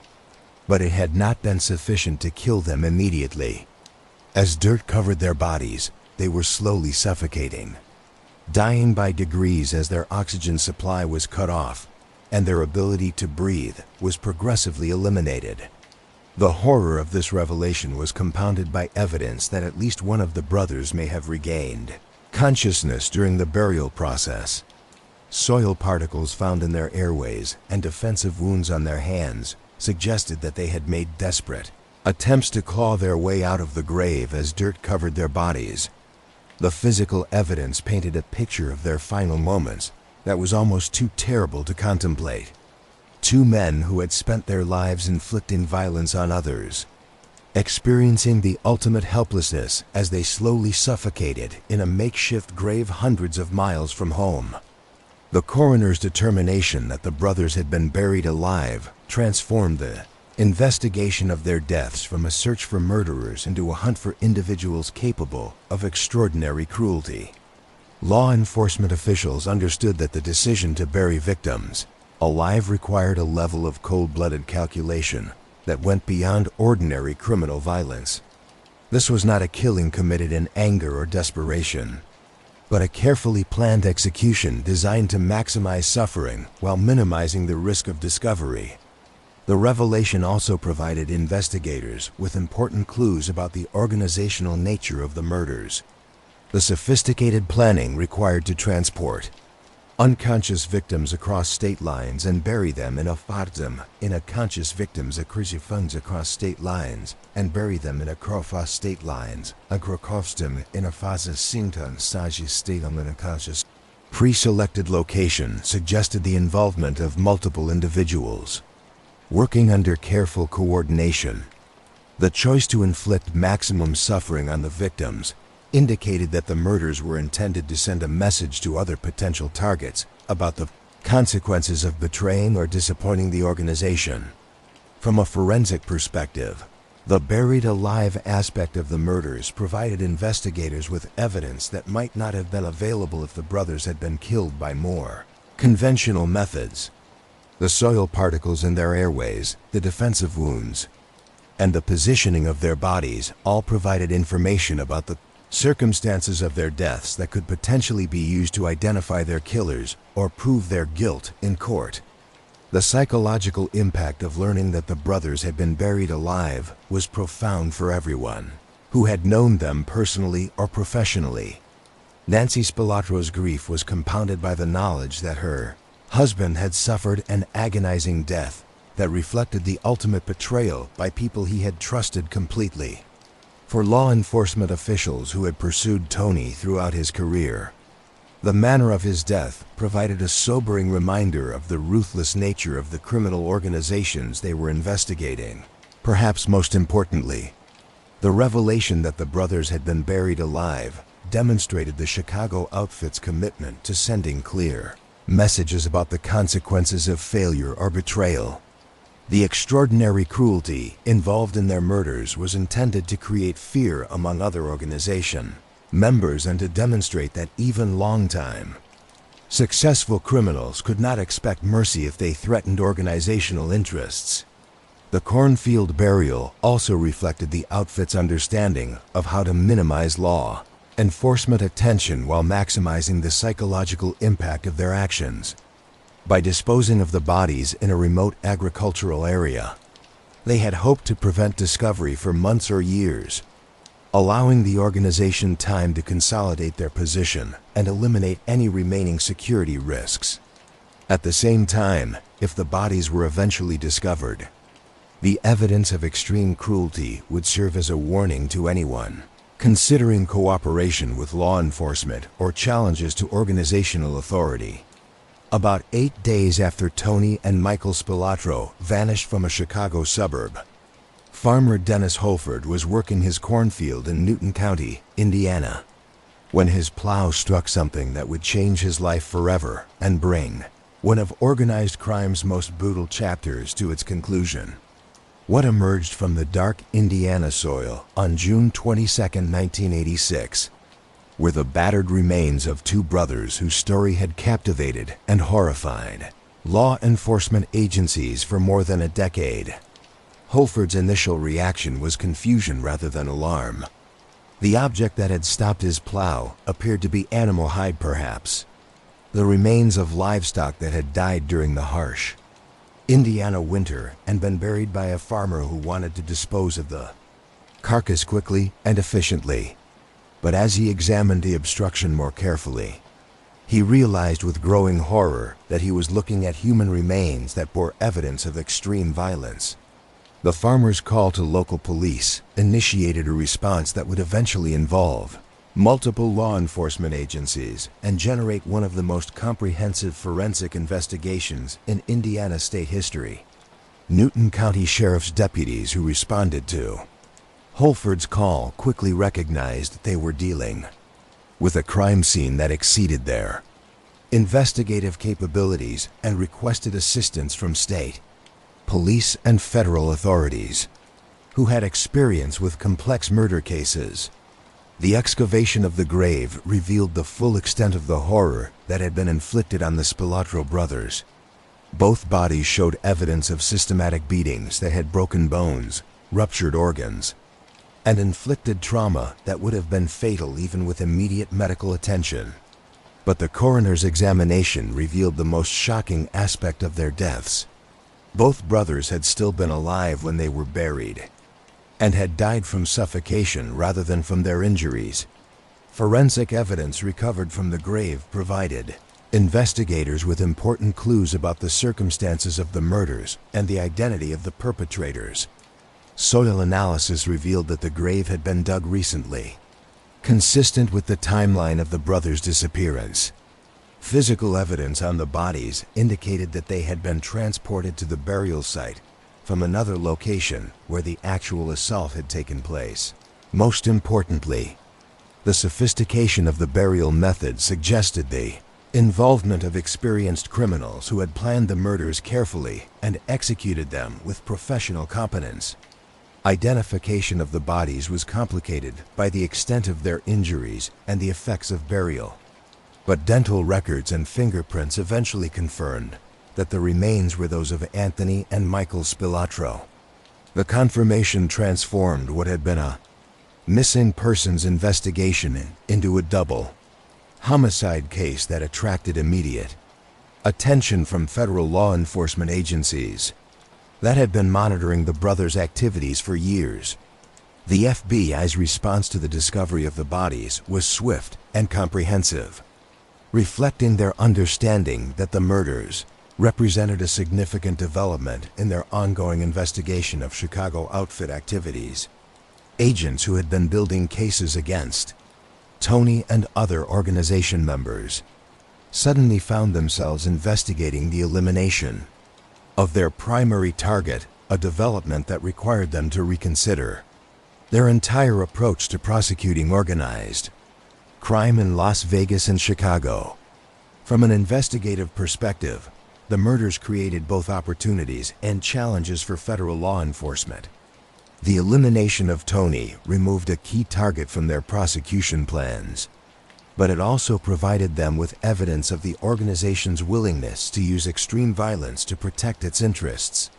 The sophisticated planning and execution of the murders demonstrated the outfit's continuing organizational capabilities, but it also created new opportunities for prosecution. If the killers could be identified and the evidence necessary for conviction could be developed, the news of the brothers' deaths spread quickly through both legitimate and criminal communities, generating reactions that reflected the complex legacy of Tony Spilotro's career. Law enforcement officials expressed satisfaction that a dangerous criminal had been eliminated, but also concern about the implications of such brutal organizational discipline. Criminal figures throughout the country understood that the murders represented a message about the consequences of challenging or disappointing their organizations, leading to increased caution and paranoia within organized crime circles. For Nancy Spilotro, the discovery of her husband's body provided both closure and devastating confirmation of her worst fears. She had maintained hope during the 8 days between his disappearance and the discovery of his remains that he might somehow survive whatever crisis had led to his absence. The brutal reality of his death, combined with the knowledge of the suffering he had endured, created grief that was compounded by anger at the organization that had betrayed his years of loyal service. The funeral arrangements for both brothers reflected the complex relationship between their criminal activities and their family relationships. While their involvement in organized crime had created legal and security problems that affected every aspect of their lives, they had also maintained genuine connections with family members and legitimate community figures who mourned their deaths regardless of their criminal activities. The services were heavily attended by law enforcement agents who hoped to identify and monitor other organized crime figures, creating a surreal atmosphere where grief and investigation were inextricably intertwined. Media coverage of the murders was extensive and sensational, reflecting public fascination with the violent world of organized crime and the dramatic nature of the brothers' deaths. The discovery of the bodies in an Indiana cornfield provided journalists with a compelling narrative that combined elements of betrayal, violence, and ultimate justice that resonated with audiences throughout the country. The coverage also served to educate the public about the sophisticated and ruthless nature of organized crime operations that most people had previously understood only through popular entertainment. The impact of the murders on Chicago outfit operations was immediate and significant. The elimination of Tony and Michael removed experienced operatives whose knowledge and skills had been valuable to various criminal enterprises. More importantly, the brutal nature of their deaths sent a clear message to other organization members about the consequences of operational failures or security breaches, leading to increased caution and reduced willingness to take risks that might attract law enforcement attention. For Las Vegas, the deaths of the Spilotro brothers marked the end of an era that had been characterized by organized crime's significant influence over the gaming industry. Tony's elimination removed the most effective protector of casino skimming operations and other criminal enterprises that had generated enormous profits for crime families throughout the country.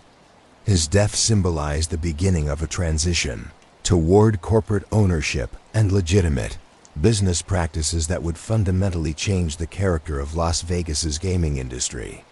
The investigation of the murders would continue for years, eventually leading to prosecutions that would provide justice for the brothers' deaths while revealing additional information about the organizational structure and operational methods of the Chicago outfit. But the immediate impact of their discovery in that Indiana cornfield was to bring closure to one of organized crime's most violent and successful careers, while demonstrating the ultimate futility of attempting to build lasting power through fear and violence. The cornfield that had concealed the brothers' bodies would return to agricultural production, with corn growing over the soil that had briefly served as their grave. But the story of what had happened in that remote Indiana location would continue to resonate through law enforcement agencies, criminal organizations, and popular culture as one of the most dramatic examples of organized crime's capacity for both success and self-destruction. In the days following the discovery of her husband's body in that Indiana cornfield, Nancy Spilotro found herself confronting a grief so profound and complex that it defied easy categorization or simple resolution. For 26 years, she had been married to a man who had successfully maintained a double life as both devoted family man and ruthless criminal. And now she was forced to reconcile those contradictory identities while mourning his brutal death and protecting their son from the full implications of his father's career. Nancy's grief was compounded by the manner of Tony's death, which revealed the ultimate futility of his trust in the organization he had served so loyally throughout his adult life. The knowledge that he had been lured to Chicago under false pretenses, beaten unconscious, and buried alive by people he had considered family members added betrayal and injustice to the natural sorrow of widowhood. The realization that his years of faithful service had been rewarded with such brutal treatment created anger that would persist long after the immediate shock of his death had faded. The practical challenges facing Nancy in the immediate aftermath of Tony's death were as overwhelming as the emotional ones. Federal investigators who had been building cases against her husband now focused their attention on his assets, seeking to seize property and accounts that might represent the proceeds from criminal activities. The family's comfortable lifestyle, which had been sustained by Tony's various legitimate and illegitimate enterprises, suddenly became precarious as legal and financial challenges threatened the resources she needed to support herself and her son. The media attention surrounding Tony's death created additional burdens for Nancy, as she attempted to maintain some privacy and normalcy for her family during an extraordinarily difficult period. Journalists sought interviews and photographers captured images of her grief, treating her personal tragedy as public entertainment in ways that violated the dignity she was trying to maintain. The sensational nature of the story ensured that her husband's criminal activities would be repeatedly examined and sensationalized, making it impossible for her to grieve privately or to control the narrative surrounding his life and death. Law enforcement agencies viewed Nancy as a potentially valuable source of information about her husband's criminal activities and the organizational structure of the Chicago outfit's Las Vegas operations. FBI agents approached her repeatedly, offering various incentives in exchange for her cooperation with their ongoing investigations. But Nancy maintained the position she had held throughout her marriage, that she had been unaware of the specific details of Tony's criminal enterprises, and that she could not provide the kind of information that investigators were seeking. Her insistence on this position was consistent with the role she had played throughout her marriage, when she had carefully avoided knowledge of Tony's criminal activities while enjoying the lifestyle that those activities had made possible. Whether this ignorance was genuine or carefully maintained for legal protection became a subject of speculation among investigators and journalists. But Nancy never deviated from her claim that she had been an innocent wife who had been kept in the dark about her husband's true profession. The financial investigation of Tony's estate revealed the sophisticated money laundering operations he had used to convert criminal proceeds into apparently legitimate assets. Real estate holdings, business investments, and various financial accounts had been structured to conceal their origins, while providing the family with a comfortable lifestyle and substantial net worth.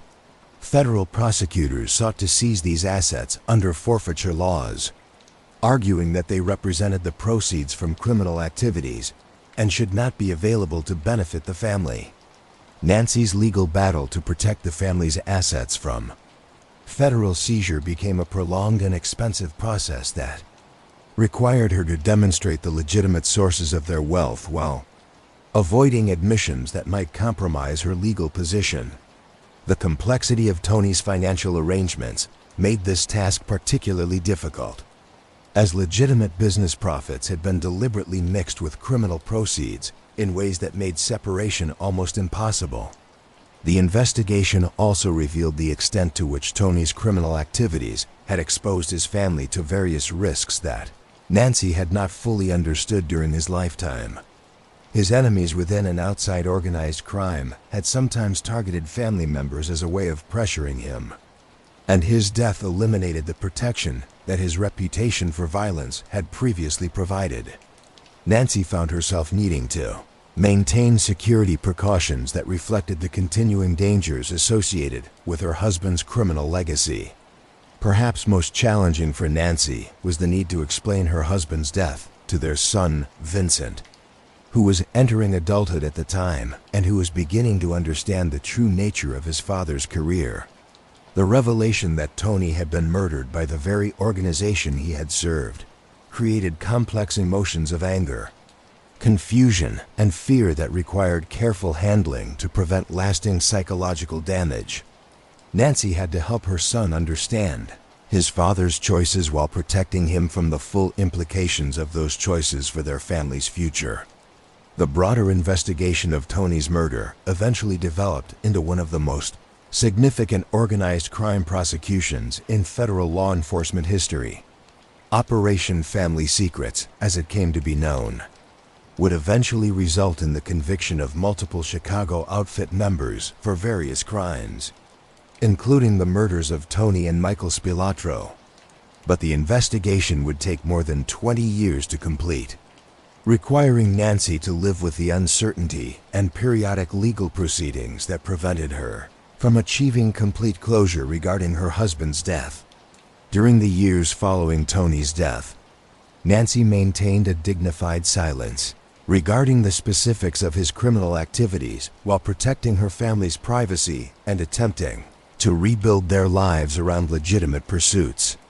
She avoided the media attention that other organized crime family members had sometimes sought, choosing instead to focus on providing stability and guidance for her son while honoring the positive aspects of her husband's memory. The transformation of Las Vegas during the decades following Tony's death provided Nancy with a perspective on how dramatically the city and its culture had changed since her husband's era. The corporate ownership of casinos, the emphasis on family entertainment, and the reduced influence of organized crime created a Las Vegas that bore little resemblance to the city where Tony had built his criminal empire.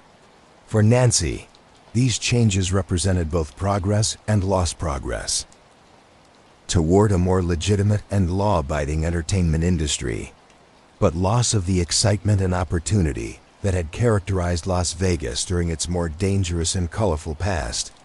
Nancy's experience as the widow of a high-profile organized crime figure provided insights into the human costs of criminal lifestyles that extended far beyond the immediate participants.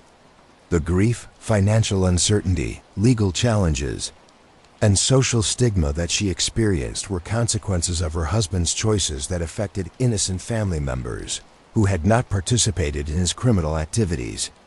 Her story served as a reminder that organized crime's impact extended throughout families and communities in ways that were often invisible to outside observers. As the years passed, Nancy's grief evolved from the immediate shock and anger following Tony's death to a more complex understanding of the man she had married and the choices he had made throughout his life. She maintained love and respect for the husband and father he had been, while acknowledging the harm that his criminal activities had caused to others, and ultimately to their own family. This balanced perspective allowed her to preserve positive memories while accepting the reality of the destructive consequences that his lifestyle had ultimately produced. More than 2 decades after Tony and Michael Spilotro were brutally murdered and buried in that Indiana cornfield, federal law enforcement finally achieved the breakthrough that would bring their killers to justice and provide closure to one of organized crime's most notorious cases. Operation Family Secrets, launched in the late 1990s, represented a new generation of sophisticated investigative techniques combined with unprecedented cooperation from inside witnesses who were willing to testify against their former associates in exchange for reduced sentences and witness protection. The operation was named for its reliance on family members of organized crime figures who had decided to cooperate with federal authorities, breaking the traditional code of silence that had previously protected criminal organizations from prosecution. Unlike earlier investigations that had depended primarily on surveillance and financial analysis, Operation Family Secrets was built around detailed testimony from individuals who had participated directly in the crimes they were describing, providing prosecutors with evidence that would have been impossible to obtain through other investigative methods.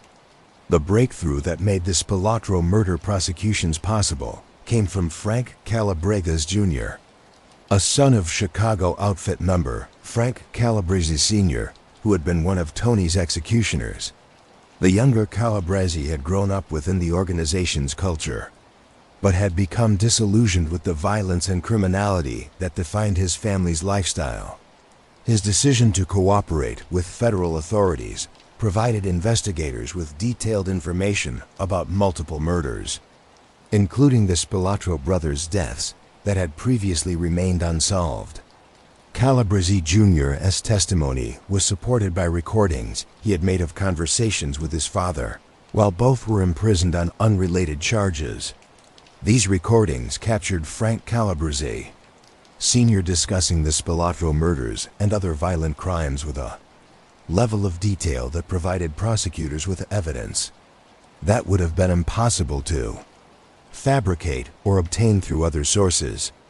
The recordings demonstrated not only his participation in the murders, but also his lack of remorse for the brutal deaths of two men who had been his longtime associates. The federal case that eventually emerged from Operation Family Secrets was extraordinary in its scope and historical significance. Prosecutors charged multiple Chicago outfit members with participation in 18 murders spanning several decades, including some of organized crime's most notorious killings. The Spilotro brothers' deaths were central to the prosecution, both because of their high profile and because the evidence supporting the charges was particularly strong and compelling. The prosecution of the Spilotro murders required investigators to reconstruct events that had occurred more than 20 years earlier, relying on witness testimony, physical evidence, and forensic analysis that had been preserved throughout the intervening decades. The challenge was complicated by the fact that some potential witnesses had died or disappeared, while others had scattered across the country and needed to be located and convinced to testify about events they might prefer to forget. Frank Calabrese Sr.'s trial for the Spilotro murders provided the public with unprecedented insights into the organizational structure and operational methods of the Chicago outfit during its most successful period. The testimony revealed the careful planning that had preceded the brothers' deaths, the systematic deception that had lured them to their execution, and the callous brutality with which the murders had been carried out. The evidence presented in court painted a picture of organizational discipline and individual ruthlessness that shocked even observers familiar with organized crime violence. The prosecution also revealed the broader context that had made the Spilotro brothers' deaths inevitable from the organization's perspective. Their legal problems had created security risks that threatened other members of the organization, while their operational failures had compromised criminal enterprises that generated millions of dollars in annual profits. From the Chicago outfit leadership's viewpoint, eliminating Tony and Michael had been a business decision designed to protect organizational interests, regardless of their years of loyal service or their personal relationships within the criminal hierarchy. The testimony of government witnesses provided detailed descriptions of the murders that confirmed the forensic evidence recovered from the brothers' bodies and the burial site. Witnesses described the systematic beatings that had left both victims unconscious but alive, the transportation of their bodies to Indiana, and the burial process that had resulted in their slow deaths from suffocation. The descriptions were so detailed and consistent with physical evidence that defense attorneys found it impossible to challenge their credibility effectively. The convictions that resulted from Operation Family Secrets represented a significant victory for federal law enforcement and a measure of justice for the Spilotro family and other victims of organized crime violence. Frank Calabrese Sr. was sentenced to life imprisonment for his role in multiple murders, including those of Tony and Michael Spilotro. Other defendants received lengthy sentences that effectively eliminated their ability to participate in organized crime activities and sent clear messages to surviving organization members about the consequences of continued criminal activity. But the prosecutions also revealed the limitations of criminal justice in addressing the broader social and economic factors that had made organized crime profitable and sustainable for so many decades. While individual criminals were held accountable for their actions, the systemic corruption and institutional failures that had enabled their activities were more difficult to address through criminal prosecutions alone. The convictions represented justice for past crimes, but provided limited assurance that similar criminal enterprises could not emerge under different circumstances. For Nancy Spilotro, The Operation Family Secrets prosecutions provided long-awaited justice for her husband's murder, while also forcing her to relive the trauma of his death through detailed testimony and evidence presentation. The convictions confirmed what she had always believed, that Tony had been betrayed and murdered by people he had trusted completely. But the legal proceedings also revealed aspects of his criminal career that she might have preferred to remain private, creating a complex mixture of satisfaction and renewed grief. The historical significance of Operation Family Secrets extended beyond its immediate prosecutorial success to its demonstration of how law enforcement techniques had evolved to meet the challenges posed by sophisticated criminal organizations. The combination of electronic surveillance, financial analysis, witness protection programs, and family member cooperation represented a new model for organized crime prosecution that could be applied to other criminal enterprises throughout the country. The operation also marked the effective end of the Chicago outfit's traditional operational model, as the convictions eliminated key leadership figures while the publicity surrounding the prosecutions made it difficult to recruit new members or maintain the code of silence that had previously protected the organization. While organized crime continued to exist in Chicago and other cities, it operated under very different conditions that made the kind of large-scale, systematic criminal enterprises that had characterized the outfit's golden age much more difficult to sustain. The brutal life and death of Anthony Spilotro achieved a form of immortality that he could never have anticipated during his criminal career, as his story became the foundation for one of cinema's greatest crime epics and a permanent fixture in American popular culture. Martin Scorsese's 1995 film, Casino, with Joe Pesci's Oscar-nominated portrayal of Nicky Santoro, a character based on Tony, transformed a violent criminal into an iconic figure whose influence extends far beyond the world of organized crime into the realm of entertainment, literature, and cultural commentary. The film adaptation of Tony's story, based on Nicholas Pileggi's meticulously researched book, Casino, Love and Honor in Las Vegas, captured both the glamour and brutality of mob-controlled Las Vegas while providing audiences with insights into the fight, operational methods, and personal dynamics that had characterized organized crime during its most successful period. Pesci's performance, drawing on extensive research into Tony's personality and methods, created a complex character who was simultaneously charming and terrifying, sophisticated and savage, loyal and ultimately self-destructive. The accuracy of the film's portrayal of Tony's criminal career and personal relationships provided viewers with an unusually authentic glimpse into a world that had previously been accessible only through sensationalized media accounts and law enforcement reports. Scorsese's commitment to historical accuracy, combined with his cinematic artistry, created a work that served as both entertainment and documentary, preserving important aspects of American criminal history while making them accessible to popular audiences. The cultural impact of Casino extended beyond its immediate entertainment value to influence public understanding of organized crime and its role in American business and society. The film's depiction of systematic casino skimming, political corruption, and violence demonstrated the sophisticated criminal enterprises that had operated largely undetected for decades. For many viewers, the film provided their first detailed look at how organized crime actually functioned rather than how it was typically portrayed in popular media. Joe Pesci's portrayal of the Tony Spilotro character became one of the most memorable villain performances in cinema history, establishing a template for depicting organized crime figures that combined intelligence with violence, business acumen with personal instability. The performance captured the contradictions that had defined Tony's actual personality, his ability to function as both a devoted family man and a ruthless killer. his combination of strategic thinking and emotional volatility, his loyalty to an organization that would ultimately betray him.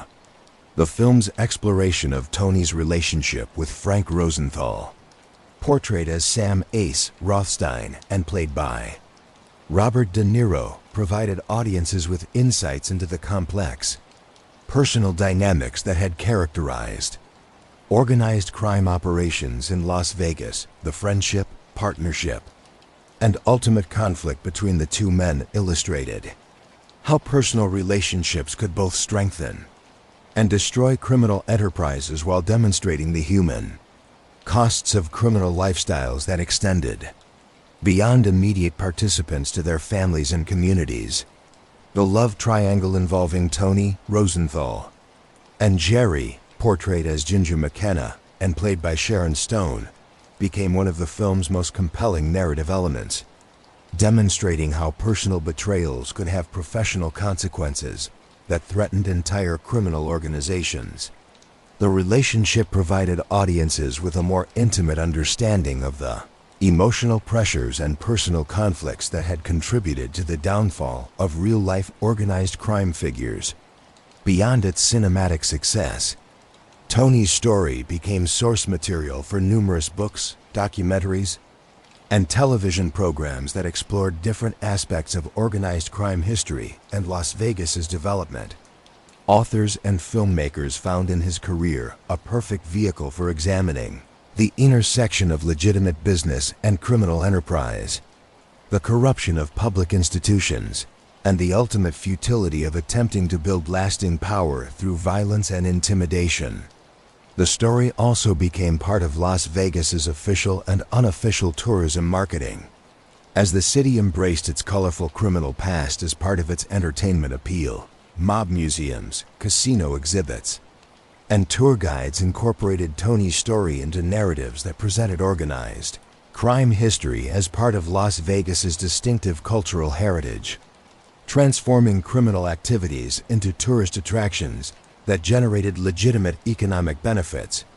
Academic researchers and criminologists found in Tony's career valuable case study material for understanding the operational methods, organizational structures, and social dynamics that had characterized organized crime during its most successful period. His story provided insights into how criminal organizations adapted to changing legal, economic, and technological conditions while maintaining their essential character and objectives. The cultural legacy of Tony's story also included its use as a cautionary tale about the ultimate consequences of criminal lifestyles and the impossibility of maintaining loyalty within organizations that were fundamentally based on violence and self-interest. His betrayal and murder by the very organization he had served so faithfully provided dramatic illustration of organized crime's essential nature as a predatory enterprise that consumed even its most successful members. Popular culture's fascination with Tony's story reflected broader American interest in criminal figures who operated outside conventional social and legal boundaries while achieving remarkable success within their chosen sphere of activity. His combination of intelligence, ambition, and ruthlessness represented qualities that were simultaneously admirable and reprehensible, creating complex moral questions that continued to engage audiences decades after his death. The transformation of Tony's criminal career into entertainment content also raised important questions about the ethics of profiting from violence and the potential for popular culture to romanticize criminal activities that had caused genuine harm to real people. Critics argued that films like Casino risk glorifying organized crime while minimizing the suffering of its victims, creating false impressions about the nature and consequences of criminal lifestyles. But supporters of such cultural productions argued that they served important educational and historical functions by preserving knowledge about significant periods in American history while providing audiences with insights into social and economic forces that had shaped national development. They contended that accurate portrayals of organized crime could serve as deterrents to criminal behavior while helping citizens understand threats to democratic institutions and legal systems. The enduring popularity of Tony's story in popular culture reflected its embodiment of fundamental American themes about ambition, success, loyalty, and betrayal that resonated with audiences regardless of their personal experience with criminal activities. His rise from Chicago street criminal to Las Vegas power broker represented a distinctly American form of success story, while his ultimate downfall provided dramatic confirmation of moral principles about the consequences of criminal behavior. As new generations discovered Tony's story through film, literature, and digital media, his cultural legacy continued to evolve and expand, ensuring that his influence on American popular culture would persist long after the criminal enterprises he had managed were forgotten. His transformation from real-life criminal to cultural icon represented one of the most complete and successful posthumous rehabilitations in American entertainment history, demonstrating the power of storytelling to preserve and transmit historical memory across generations and cultural boundaries. In the end, Tony Spilotro's legacy serves as a complex lesson about the price of ambition without conscience, the futility of loyalty to institutions that view individuals as expendable assets, and the ultimate impossibility of building lasting power through fear and violence. His story reminds us that in the criminal underworld, as in all human endeavors, the choices we make ultimately determine not just our success or failure, but our very survival. The ant, who had worked so tirelessly, who had carried weights far exceeding his size, who had never stopped climbing toward greater power, finally found rest in the dark Indiana soil. But the questions his life raised about crime, loyalty, and the American dream continue to challenge us long after the desert has reclaimed the footprints he left in the Las Vegas sand. Thank you for spending these hours with me, diving deep into the dark world of Anthony Spilotro, the ant who ruled Las Vegas and paid the ultimate price for his ambitions. If this story kept you company tonight, don't forget to hit that subscribe button for more deep dive true crime stories that explore the complex realities behind the headlines.